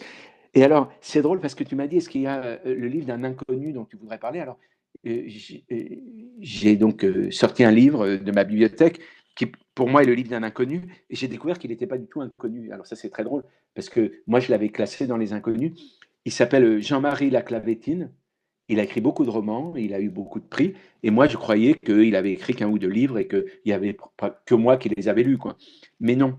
Et sa sœur est morte, elle a été emportée par une vague, une véritable vague, hein, la vague de la mer, quoi, à Biarritz. Elle avait une vingtaine d'années, lui une quinzaine d'années, et il se promenait, elle était avec son fiancé, entre guillemets, et lui était avec son frère, et il se promenait le long de la mer, quoi, sur les rochers, et tout d'un coup, une vague les a recouverts, et lui et son frère ont survécu. L'ami de la sœur a réussi à s'accrocher, à revenir, et par contre, elle est morte, sa sœur. Et donc, il essaye de reconstruire, je crois que c'est 40 ans après, il écrit le livre où il essaye de reconstruire ce moment-là, et il s'aperçoit que à chaque fois qu'il il retrouve dans sa mémoire un élément, quelque chose va contredire cet élément. Un article de journal, alors il dit par exemple, ça s'est passé le matin, je me souviens, le soleil se levait, quoi. Et puis il trouve un article de journal qui dit que c'est arrivé à 15h35. Après, il pense qu'il y avait son frère, et puis quelqu'un va lui dire, mais non, il ne pouvait pas être là puisqu'il était chez grand-mère. Voilà. Et tout le livre, c'est essayer, comme un faux hypermnésique, voilà, ou comme un vrai hypermnésique, c'est-à-dire essayer de faire la comparaison, de faire deux colonnes, tout ce dont il se souvient et tout ce qu'il va retrouver, quoi. Et en fait, je peux lire le début? Oui, Michel, bien sûr. Ouais. Déjà, il y a l'exergue, il y a une citation d'Apollinaire qui est belle et qui dit car y a-t-il rien qui vous élève comme d'avoir aimé un mort ou une morte? On devient si pur qu'on en arrive dans les glaciers de la mémoire à se confondre avec le souvenir. On est fortifié pour la vie et l'on n'a plus besoin de personne. Je crois que ça résume tout, hein. Ça résume aussi mon livre. Et c'est terrible parce que tout à l'heure, tu citais la phrase peut-on aimer des gens qu'on n'a pas connus, quoi. Et là, c'est proche. C'est y a-t-il rien qui vous élève comme d'avoir aimé un mort ou une morte? Ce film, lapsus intéressant, ce livre, il parle de la présence permanente de sa sœur dans sa vie et de son absence. Et il n'en a jamais parlé à personne. C'est venu très tard. Parce que les parents ont dit on n'en parlera pas. Et un jour, son frère reçoit des copains et des copines et il rentre dans l'appartement ou dans la maison. Et sur une des photos, ils reconnaissent les frères, ils reconnaissent les parents, mais il y a une jeune fille sur la photo. La jeune fille, c'est la sœur. Et ils disent, c'est qui sur la photo? Et le frère, qui n'a pas le droit d'en parler, parce qu'il y a ce qu'on appelle peut-être une injonction familiale de ne pas rouvrir le cercueil, il répond, une amie de la famille. Et après, ça se reproduit à chaque fois que des gens posent la question, mais c'est qui sur la photo? La réponse, c'est une amie de la famille. Et il lui a fallu 40 ans pour qu'il puisse en parler, qu'il décide d'écrire un livre. Et il a retrouvé en fait une lettre de sa propre fille à lui, à qui il n'en avait jamais parlé, et qui a écrit une lettre à sa tante. Alors d'après mes souvenirs, qui sont peut-être faux, sa fille part faire, je sais pas, les classes vertes. Elle est au collège et il y a les classes vertes. Elle part avec toute sa classe, et donc lui range la chambre de sa fille. Et il trouve une lettre. Et cette lettre est adressée à la tante, donc à sa sœur à lui. Et il y a marqué sur la lettre, il la lit, ce qu'on ne devrait pas faire, mais bon, il est tenté, il lit la lettre, et il y a marqué je sais que j'ai pas pu te connaître parce que tu es morte, je sais que papa n'a pas pu en parler, je sais, etc. J'aurais tant voulu te connaître, j'aurais voulu connaître ta voix, pour moi tu es tellement là. etc.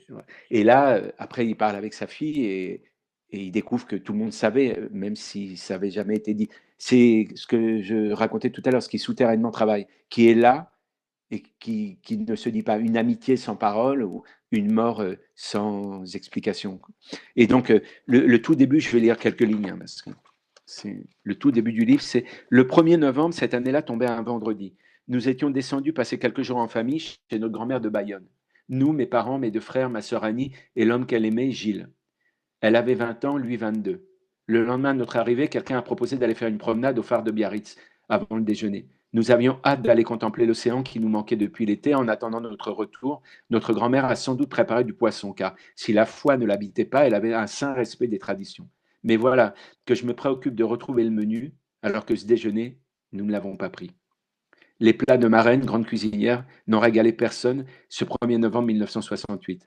Ma reine, étrange surnom pour une grand-mère. Elle était en effet la marraine de ma sœur. Les parents n'étaient pas allés chercher bien loin.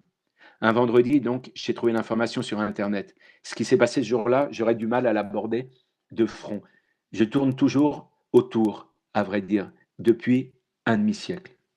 Je n'en ai pratiquement jamais parlé, si ce n'est à 3 ou 4 personnes très proches, et jamais sans pleurer. L'événement a transformé mon existence. La mort m'a fait ce que je suis. Je suis né à 15 ans. C'est un âge raisonnable pour expédier cette formalité. Toutes les connexions sont établies. Le cerveau fonctionne par à-coups violents, comme les muscles, alternant les surrégimes et les pannes techniques. L'esprit et le corps sont en alerte. À 15 ans, l'aiguille du désir est en permanence dans la zone rouge du compteur. Le pied appuyé à fond sur la pédale d'accélération, aspirant dans la tuyauterie toutes sortes de liquides inflammables. Certains prétendent être nés bêtement dans une maternité. Moi, je n'y crois pas trop. Pour venir au monde, il faut tout de même autre chose que la dilatation d'un col et une paire de gants stériles dans un environnement vert d'eau éclairé par un cialytique, autre chose qu'une chambre fleurie peuplée d'adultes empotés, de peluches agréées bio, de gazouillis mièvres et de crème apaisante. Il faut une bonne gifle, un coup de pied dans le ventre, une blessure bien sanglante, un événement irréfutable pour vous faire comprendre soudain que jusque-là, vous n'avez pas vécu. Voilà, je ne lis pas la suite parce que moi aussi ça m'émeut. C'est très triste. Et c'est cette dualité, c'est ça, c'est naître d'une mort, c'est et taire une mort. Et alors l'autre livre, alors je vais le dire quand même à Anne-Sophie, il faut qu'elle le sache. Bon, déjà, évidemment, il y a beaucoup de choses très proches, c'est-à-dire il y a Biarritz, il y a les lieux, quoi, les lieux qui sont proches des lieux qui sont dans mon livre. Et puis, bon, il y a la mort, hein, il y a la mort de la sœur. Moi, dans mon livre, il y a la mort du frère, du demi-frère. Et puis, il y a quelque chose, Sophie, dans le livre, il y a des photos. Alors, il y en a un peu plus que dans le mien, mais il n'y en a pas beaucoup non plus. Je pense que l'éditrice a dû dire pas trop, voilà. Mais il y a des photos très touchantes qui retrouve quoi, de sa sœur, des photos en noir et blanc, parce que l'éditrice a dû lui dire c'est très difficile de reproduire des photos en couleur. Est-ce que vous avez des photos en noir et blanc? Et forcément, elles sont en noir et blanc parce qu'elles viennent d'une époque où les photos étaient en noir et blanc comme celles qui sont dans mon livre, quoi. Et c'est très, très étonnant à quel point il y a des croisements entre ce livre et le mien, et celui-là, qui est d'une personne très connue comme actrice, mais pas comme écrivaine, c'est Charlotte Rampling. Et en lisant ce livre, donc, j'ai découvert que Charlotte Rampling avait perdu sa sœur. Elle avait une quinzaine d'années, exactement comme Jean-Marie Laclavitine. Sa sœur avait une vingtaine d'années, exactement comme Sarah, non, comme la sœur qui s'appelle Annie. La sœur de Jean-Marie s'appelle Annie et la sœur de Charlotte Rampling s'appelait Sarah. Et donc, Anne-Sophie, il y a quelques photos dans le livre. Et il y a des textes. Voilà. Et c'est des photos en noir et blanc. Alors, je ne sais pas si on les voit ou j'ai du mal avec. Voilà. Et donc, sa sœur s'est mariée subitement. Tout d'un coup, elle a rencontré un garçon, elle s'est mariée tout de suite. Et ils sont partis faire un voyage de noces. Et ils sont partis en Argentine. Et l'Argentine est aussi dans mon livre. Et sa sœur n'est jamais revenue. Elle est morte.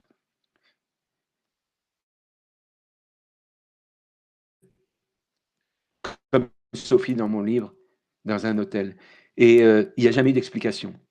Et le père de Charlotte Rampling lui a dit, ta mère est tellement désespérée que je te demande de ne jamais aborder le sujet et de ne jamais parler de ta sœur. Elle n'a jamais existé, elle n'existe plus, on n'en parle plus. Ta mère est assez triste comme ça.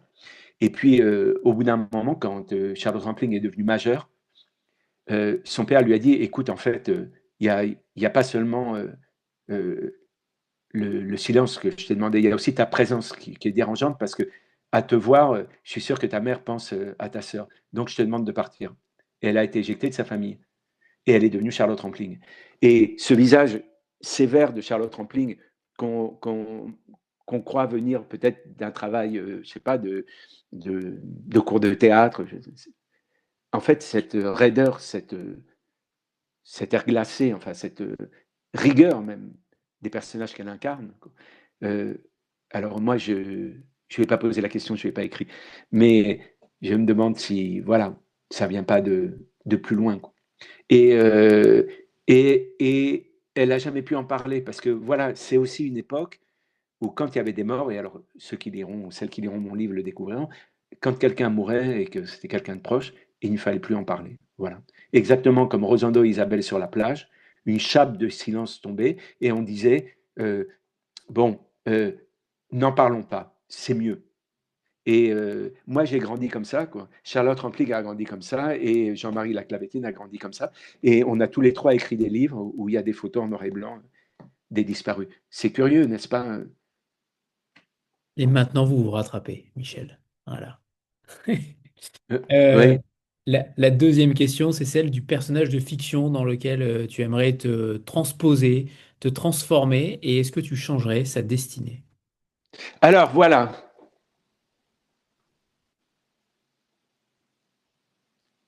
Le Ce leader, livre. Bernard Schlink. Oui. Alors, ce livre, je crois qu'on peut parler d'un best-seller, hein, qui a fait polémique parce que c'est donc si des gens connaissent cette histoire, peut-être je la raconte pas, mais bon, peut-être pour ceux qui ne la connaissent pas, c'est donc un jeune homme qui a 15 ans finalement, naître à 15 ans, hein, c'est quand même. C'est drôle, il y a un film qui s'appelle Mourir à 30 ans. Et là, moi, je suis en train de trouver un titre pour un autre film, ça serait Naître à 15 ans. C'est joli, non? Naître à 15 ans. Alors, il a 15 ans et puis il est malade dans un bus en Allemagne, juste après la guerre. 45. Et il descend du bus et il va vomir dans un hall d'immeuble. Et là, il y a une jeune femme qui doit avoir une trentaine d'années, qui va chercher de l'eau, qui l'asperge d'eau pour lui laver le visage, mais avec une certaine brutalité, on va dire. Mais elle l'aide. Et donc, il est troublé par le mélange entre la brutalité et l'accompagnement. Et puis, il a 15 ans et il ne se rend pas compte, parce qu'il ne sait pas mettre de mots là-dessus, puisque c'est une époque où on ne mettait pas de mots, il tombe amoureux d'elle. Donc, il rentre chez lui, il a une maladie assez grave, je ne sais plus, une maladie contagieuse, et donc le médecin dit qu'il faut qu'il reste plusieurs semaines isolé dans sa chambre. Et la maman lui dit, la dame qui t'a aidé, il faudra quand même aller la remercier. Et il est devant un dilemme, c'est que s'il y retourne, il sait que son cœur va chavirer et il a peur, mais s'il n'y retourne pas, il va mécontenter sa mère parce qu'il va passer pour un garçon impoli. Et donc, il est pris entre deux feux, on va dire, et évidemment, il y retourne. Et il va avoir une relation avec elle, et donc je vais le spoiler, il va avoir une relation avec elle, et tout d'un coup, elle disparaît. Donc, il a une relation amoureuse, alors qu'elle a 20 ans de plus que lui. Et Et il lui lit des livres. C'est pour ça que ça s'appelle le liseur. Et elle adore, et c'est presque une relation érotique autour des lectures ils sont nus et il lui lit des passages de livres. Et de temps en temps, il lui dit, tu veux pas le lire toi? Elle dit, non, non, non, j'aime quand tu lis. Et puis tout d'un coup, elle disparaît, et puis lui devient avocat. Il fait des études, il devient avocat. Et il assiste à son premier procès pendant ses études, et c'est le procès de femmes nazies. Et elle fait partie de ces femmes. Et il découvre qu'il a eu une relation amoureuse avec une ancienne nazie. Et donc, toute sa vie va être je fais quoi avec ça? Elle est emprisonnée et il ne va pas la voir. Et il ira la voir des années après. Et il n'aura pas de vie parce qu'il est né et il est mort à 15 ans, quoi. C'est-à-dire qu'il n'y a eu qu'elle dans sa vie. Et il va se marier, ça ne va pas marcher. Il ne peut pas vivre, mais il ne peut pas non plus aller la voir. Et c'est l'histoire de l'Allemagne après la guerre, c'est-à-dire cette culpabilité allemande d'avoir été le peuple des nazis, enfin, ou d'avoir eu dans son peuple des nazis, quoi. Et donc, il a fait polémique parce que ce livre tourne autour de la question de est-ce qu'on doit excuser quelqu'un qui était donc analphabète, c'est pour ça qu'elle lui demandait de lire et qu'elle pouvait jamais lire, et quelqu'un qui ne savait pas, n'avait pas d'éducation et à qui on a dit voilà, tu vas garder une église pendant qu'on met le feu et puis on te donnera un petit salaire et tu seras comme ça, tu seras plus ouvrière. Et elle ne comprenait pas ce qu'elle faisait. Et ce livre pose la question de comment on a été, comme un film qui vient de sortir là avec Jean Dujardin, là, comment on se retrouve embringué dans des mécanismes, quoi, comme l'Accomblucien de Louis Malle. Et donc, moi, je sais pas, moi, je suis un peu comme le personnage. Je crois que quand on tombe amoureux, on le reste. C'est-à-dire, peut-être qu'on a d'autres histoires qui viennent par-dessus, mais vous savez, c'est comme le petit pois, la princesse au petit pois. Sous les matelas, il y a le petit pois. C'est-à-dire que finalement, je pense que les histoires s'accumulent, mais elles n'effacent pas les précédentes. Peut-être, elles mettent un écran, on va dire. Et donc, je pense que quand on a aimé, voilà, on ne cesse pas d'aimer, et c'est le cas dans ce livre. Et moi, je me suis toujours posé la question en le lisant et en le relisant et en voyant le film. Je me suis dit, mais qu'est-ce que j'aurais fait moi? Voilà. Et ça, c'est une question qui me taraude. Je me dis, je me transporte dans cette époque, je rencontre cette femme, elle est emprisonnée. Est-ce que comme lui, je n'y vais pas, alors que je ne pense qu'à ça, quoi? Est-ce que je m'interdis, parce que mon époque me l'interdit? Ou est-ce que j'y vais, quoi? Alors, j'ai pas la réponse, hein, c'est un peu comme dans mon livre. J'ai la question, quoi. Mais j'aimerais penser que j'aurais été la voir. Et j'aimerais penser que j'aurais pu l'aider. Il peut l'aider, c'est-à-dire que pendant le procès, il comprend, en se remémorant des scènes entre eux, il comprend qu'en fait, elle ne sait pas lire. Mais les juges et puis les autres nazis prétendent que c'est elle qui a rédigé un papier avec les ordres comme quoi il fallait enfermer les gens et mettre le feu à l'église. Et on lui dit, c'est vous qui avez écrit ça, et elle n'a pas pu l'écrire puisqu'elle est analphabète. Mais elle a peur de l'avouer. Et quand on lui dit, est-ce que vous voulez bien écrire quelque chose, on va comparer les écritures, elle dit, c'est moi qui l'ai écrit. Parce qu'elle préfère mentir et dire qu'elle l'a écrit plutôt que de dire, mais je ne peux pas écrire et je ne sais pas écrire, parce que sa douleur, c'est de ne pas savoir écrire. Et lui, il le comprend et il dit rien, alors qu'il suffirait qu'il se lève, puisqu'il est dans l'assistance, et qu'il dise, mais moi, je l'ai connue, et elle n'a pas pu écrire ce mot, puisque elle ne sait pas écrire, quoi. Et il a ça au bord de la parole et ça ne sort pas, quoi. Et toute sa vie, c'est sa culpabilité, c'est de ne pas l'avoir aidé. Et là, moi, c'est comme ça que je fonctionne, c'est-à-dire je ressasse, comme le disait Sandra Michel tout à l'heure, je ressasse et je me dis, est-ce que j'ai eu raison de lui demander quel était son deuxième prénom? Voilà. Et je sentais qu'il y avait quelque chose. Elle aurait pu me répondre, j'ai pas de deuxième prénom, mais elle en avait un deuxième. Elle aurait pu me répondre, mon deuxième prénom, c'était Sophie. Bon, mais ça aurait été une facilité, quoi. Non, c'est plus fort que ça. Son deuxième prénom, c'était presque Micha. C'est quand même incroyable, non? Alors, après, moi, je sais que comme je suis insomniaque, je vais me réveiller les nuits qui vont venir en me disant, peut-être que je l'ai embarrassé à lui poser la question. Si on pouvait faire rewind, revenir en arrière et je la regarde, je pense ça et je le dis pas pour protéger, pour la protéger, quoi, pour pas l'embêter, pour pas faire le malin. Je dis rien, quoi. Mais si j'avais rien dit, je me serais réveillé les nuits suivantes en me disant, j'aurais dû le dire, quoi. Voilà. Alors, après, quelles sont les conséquences de ce qu'on fait et de ce qu'on ne fait pas? J'avais vu un film qui était très beau, qui s'appelait Retour à Montauk, où ça commence par un écrivain qui lit à un public un passage de son livre, comme moi j'ai fait tout à l'heure, et il dit, on pense toujours aux conséquences de ce qu'on a fait. On a insulté sa mère, on a quitté quelqu'un, on a volé, on a triché, on a vexé. On pense toujours aux conséquences de ce qu'on a fait en se disant, j'aurais pas dû le faire. Mais on ne pense pas à tout ce qu'on n'a pas fait et aux conséquences qu'ont eu ces non-actes. C'est-à-dire la personne qu'on a aimée et à qui on ne l'a pas dit, la personne qu'on a voulu revoir et qu'on n'a pas appelée, la chose qu'on a voulu transmettre et qu'on n'a pas transmise, c'est-à-dire les conséquences des actes qu'on s'est empêché d'accomplir, on y pense très rarement. On pense toujours, quand on ressasse, quoi, on dit, bon, j'aurais pas dû, j'ai exagéré, hein. Et on ne pense pas à ce qu'on aurait dû. Et j'avais été troublé par ça. J'avais trouvé ça intéressant. C'était une autre façon de regarder la vie, quoi. De se dire, voilà, si je n'avais pas demandé son deuxième prénom à Sandra, si je ne lui avais pas demandé son deuxième prénom, comment aurait été la vie après? Pour elle, pour moi, pour vous, quoi. Et donc, si le liseur avait eu le courage, peut-être, voilà. Si Lacombe Lucien n'avait pas été refusé par un instituteur à qui il dit, je voudrais rentrer dans la résistance, je sais que vous êtes résistant. L'instituteur, il se méfie. C'est pas facile de dire, oui, oui, je suis dans la résistance. Donc il se dit, on va attendre un peu, voir la suite, quoi. Et Lacombe Lucien, il est tellement vexé de ne pas pouvoir tout de suite rentrer dans la résistance qu'il va se promener et il tombe sur des collaborateurs. Et les collaborateurs l'emmènent dans le pavillon qui s'occupe. Et là, il y a des filles, il y a du champagne, etc. Et il devient collaborateur. Ah, c'est à un cheveu près. Son destin aurait pu basculer autrement, quoi. Et donc, ça, c'est un petit peu comme les différentes versions que j'ai envoyées à Anne-Sophie, ou les différentes fins que les scénaristes proposent aux réalisateurs et aux réalisatrices, c'est et si les choses auraient pu être autrement, quoi. Et elles le sont peut-être, souterrainement. Peut-être que parallèlement à nos vies, d'autres se développent, je ne sais pas, quelque part, quoi. Ça, c'est une vision, hein, aussi du destin. Peut-être qu'on en a plusieurs et puis qu'on ne les voit pas tous. Et ma dernière question, Michel, alors c'est celle de l'avenir.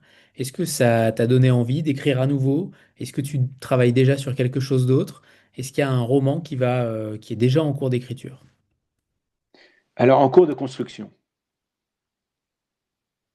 Est-ce que tu peux j'ai en fait parler ou pas du tout? Ou au moins parler des des... thématiques, est-ce que ça va être quelque chose de personnel? Est-ce qu'on va être sur le même registre entre autofiction et roman? Ou au contraire, est-ce que ça va être du roman pur? Alors, si tu me dis comment faire autrement, je le ferai autrement, mais je ne sais pas si je sais faire autrement. Alors, c'est le risque, hein, c'est ça. C'est-à-dire alors, c'est la même chose que aller la voir en prison ou pas, quoi, dans le liseur. C'est et si j'essayais de faire autre chose, quoi. Mais pourquoi? Voilà. Alors, pour l'instant, j'en suis là. Je pose des titres de chapitres, des débuts de contenu, quoi. Et il y a une phrase dans le livre, elle est terrible. Cette phrase, c'est vers la fin. Alors, je vais le lire doucement pour pas. Voilà. C'est mon frère. Il me dit. Parce qu'il aime bien mon frère aîné, hein, il y en a deux dans le livre. Mon frère aîné, il a le goût de la formule, hein. Alors, il me dit, bon, et puis il est cruciverbiste, hein, alors, tout le monde sait ce que c'est qu'un cruciverbiste, hein, il fabrique des mots croisés. Donc. Alors, ma mère, elle disait ça, elle disait, mais toi, au moins, scénariste, tu fais des phrases complètes, ton frère, c'est que des mots. Il n'est pas bien. On ne peut pas vivre en faisant que des mots. Alors, bon, il vit bien quand même. Bon. Mais alors, oui, il me dit une phrase qui est terrible, mais je comprends, enfin, c'est son langage. Il me dit, au fond, la Shoah, c'est un puzzle. Et ce qu'il veut dire, c'est que, voilà, on essaie de mais la vie, c'est un puzzle, quoi. On essaie d'encastrer une pièce dans une autre, de voir si c'est la bonne. Des fois, on force un peu, et puis on dit non, bah, ça va casser, alors je cherche une autre pièce, et puis on construit comme ça, et on essaye d'avoir une image complète. Et alors, est-ce que l'image complète, elle vient quand on a fait plusieurs livres, plusieurs films, plusieurs vies? Je ne sais pas. En tout cas, j'ai constaté que la plupart des gens qui ont fait des films en ont refait, et que la plupart des gens qui ont écrit. Alors, il y a des gens qui ont écrit qu'un livre, hein, ça existe, et puis c'est Bartleby, hein, c'est ça, Bartleby, c'est avoir écrit un seul livre. Mais Ou Salinger. euh, oui, mais quand même, la majorité, on regarde, bon, euh, on voit une œuvre, quoi, parce que c'est ce que les cinéastes que je rencontre me disent ça. Ils me disent, oui, j'ai revu mon film, mais quand même, franchement, il manquait quelque chose, quoi. Et donc, ils en font un autre pour essayer de récupérer. Même parfois, on leur demande pour que la durée du film puisse rentrer, pour les distributeurs disent voilà, ça dure 1h52, si ça durait 1h45, ça ferait une séance de plus dans la journée, est-ce que vous pouvez retirer 7 minutes? Et alors, je connais des cinéastes qui ont retiré, par exemple, un passage musical, et en fait, comme ils l'ont retiré et que ça les frustre, la première chose qu'ils font pour le film suivant, c'est commencer par ce passage musical. Comme si on gardait comme si moi, je gardais les morceaux que Anne-Sophie, dans mes propositions, n'a pas gardé, quoi, et que ça serait le contenu des prochains livres. C'est drôle, ça. C'est-à-dire comme si on était là, qu'on allait à la pêche de ce qui n'a pas pu se concrétiser cette fois-là. Et puis, voilà, comme avec les gens, comme cette interview, où évidemment, au moment où Anthony, tu vas me dire, Michel, il est 23 heures, il faut qu'on arrête, et où ça va couper, c'est ce qu'on appelle le syndrome de la poignée de porte chez les psychanalystes. C'est, tu penses que tu as tout dit, tu vois, et puis tu sors, et au moment où tu fermes la porte, tu dis, j'ai complètement oublié de lui dire le principal, quoi. Mais tu ne peux pas retourner parce qu'il y a un autre patient après toi.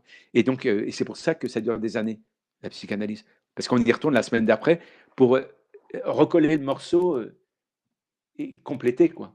Et puis on ressort, on prend la poignée de la porte, en disant, c'est bien, je l'ai dit, et puis on se dit, mais oui, mais voilà.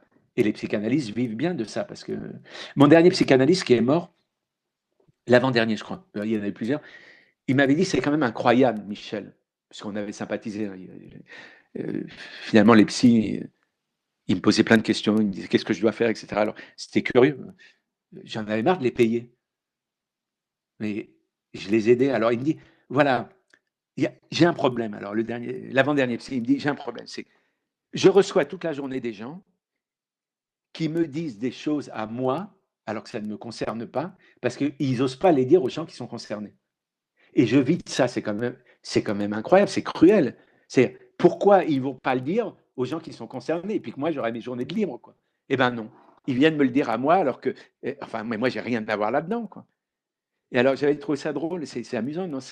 Parce que c'est ça, quoi. C'est peut-être les cinéastes, les écrivains, les écrivaines, les artistes, puis les gens, quoi. Il y a quelque chose qu'ils ont oublié de dire à quelqu'un, à leur psy, à leur femme, à leur père, à leur mère, à leur amoureuse, à leur copain, quelque chose qu'ils ont oublié de dire, et puis ils prennent, bon, aujourd'hui un ordinateur, avant c'était un stylo, ou un tableau. C'est essayer de... Ouais, c'est ça en fait, c'est ça. Ouais, la vie c'est un puzzle. Alors euh, peut-être que le prochain livre, qui n'est pas encore là, hein, euh, ça sera les pièces qui manquaient dans celui-là. Puis quand on l'aura terminé, ou que je l'aurai terminé, je dirais. Alors Anne-Sophie me dira, parce que bon, elle est fidèle, Anne-Sophie, elle sera là, et elle me dira, Michel, il y a 180 pages, il pourrait y en avoir 160. Voilà. Alors je vais dire, oui, mais. Alors elle me dit, regardez ces photos-là, par exemple, bon, parce que je vais revenir avec les photos qu'elle a enlevées la fois d'avant.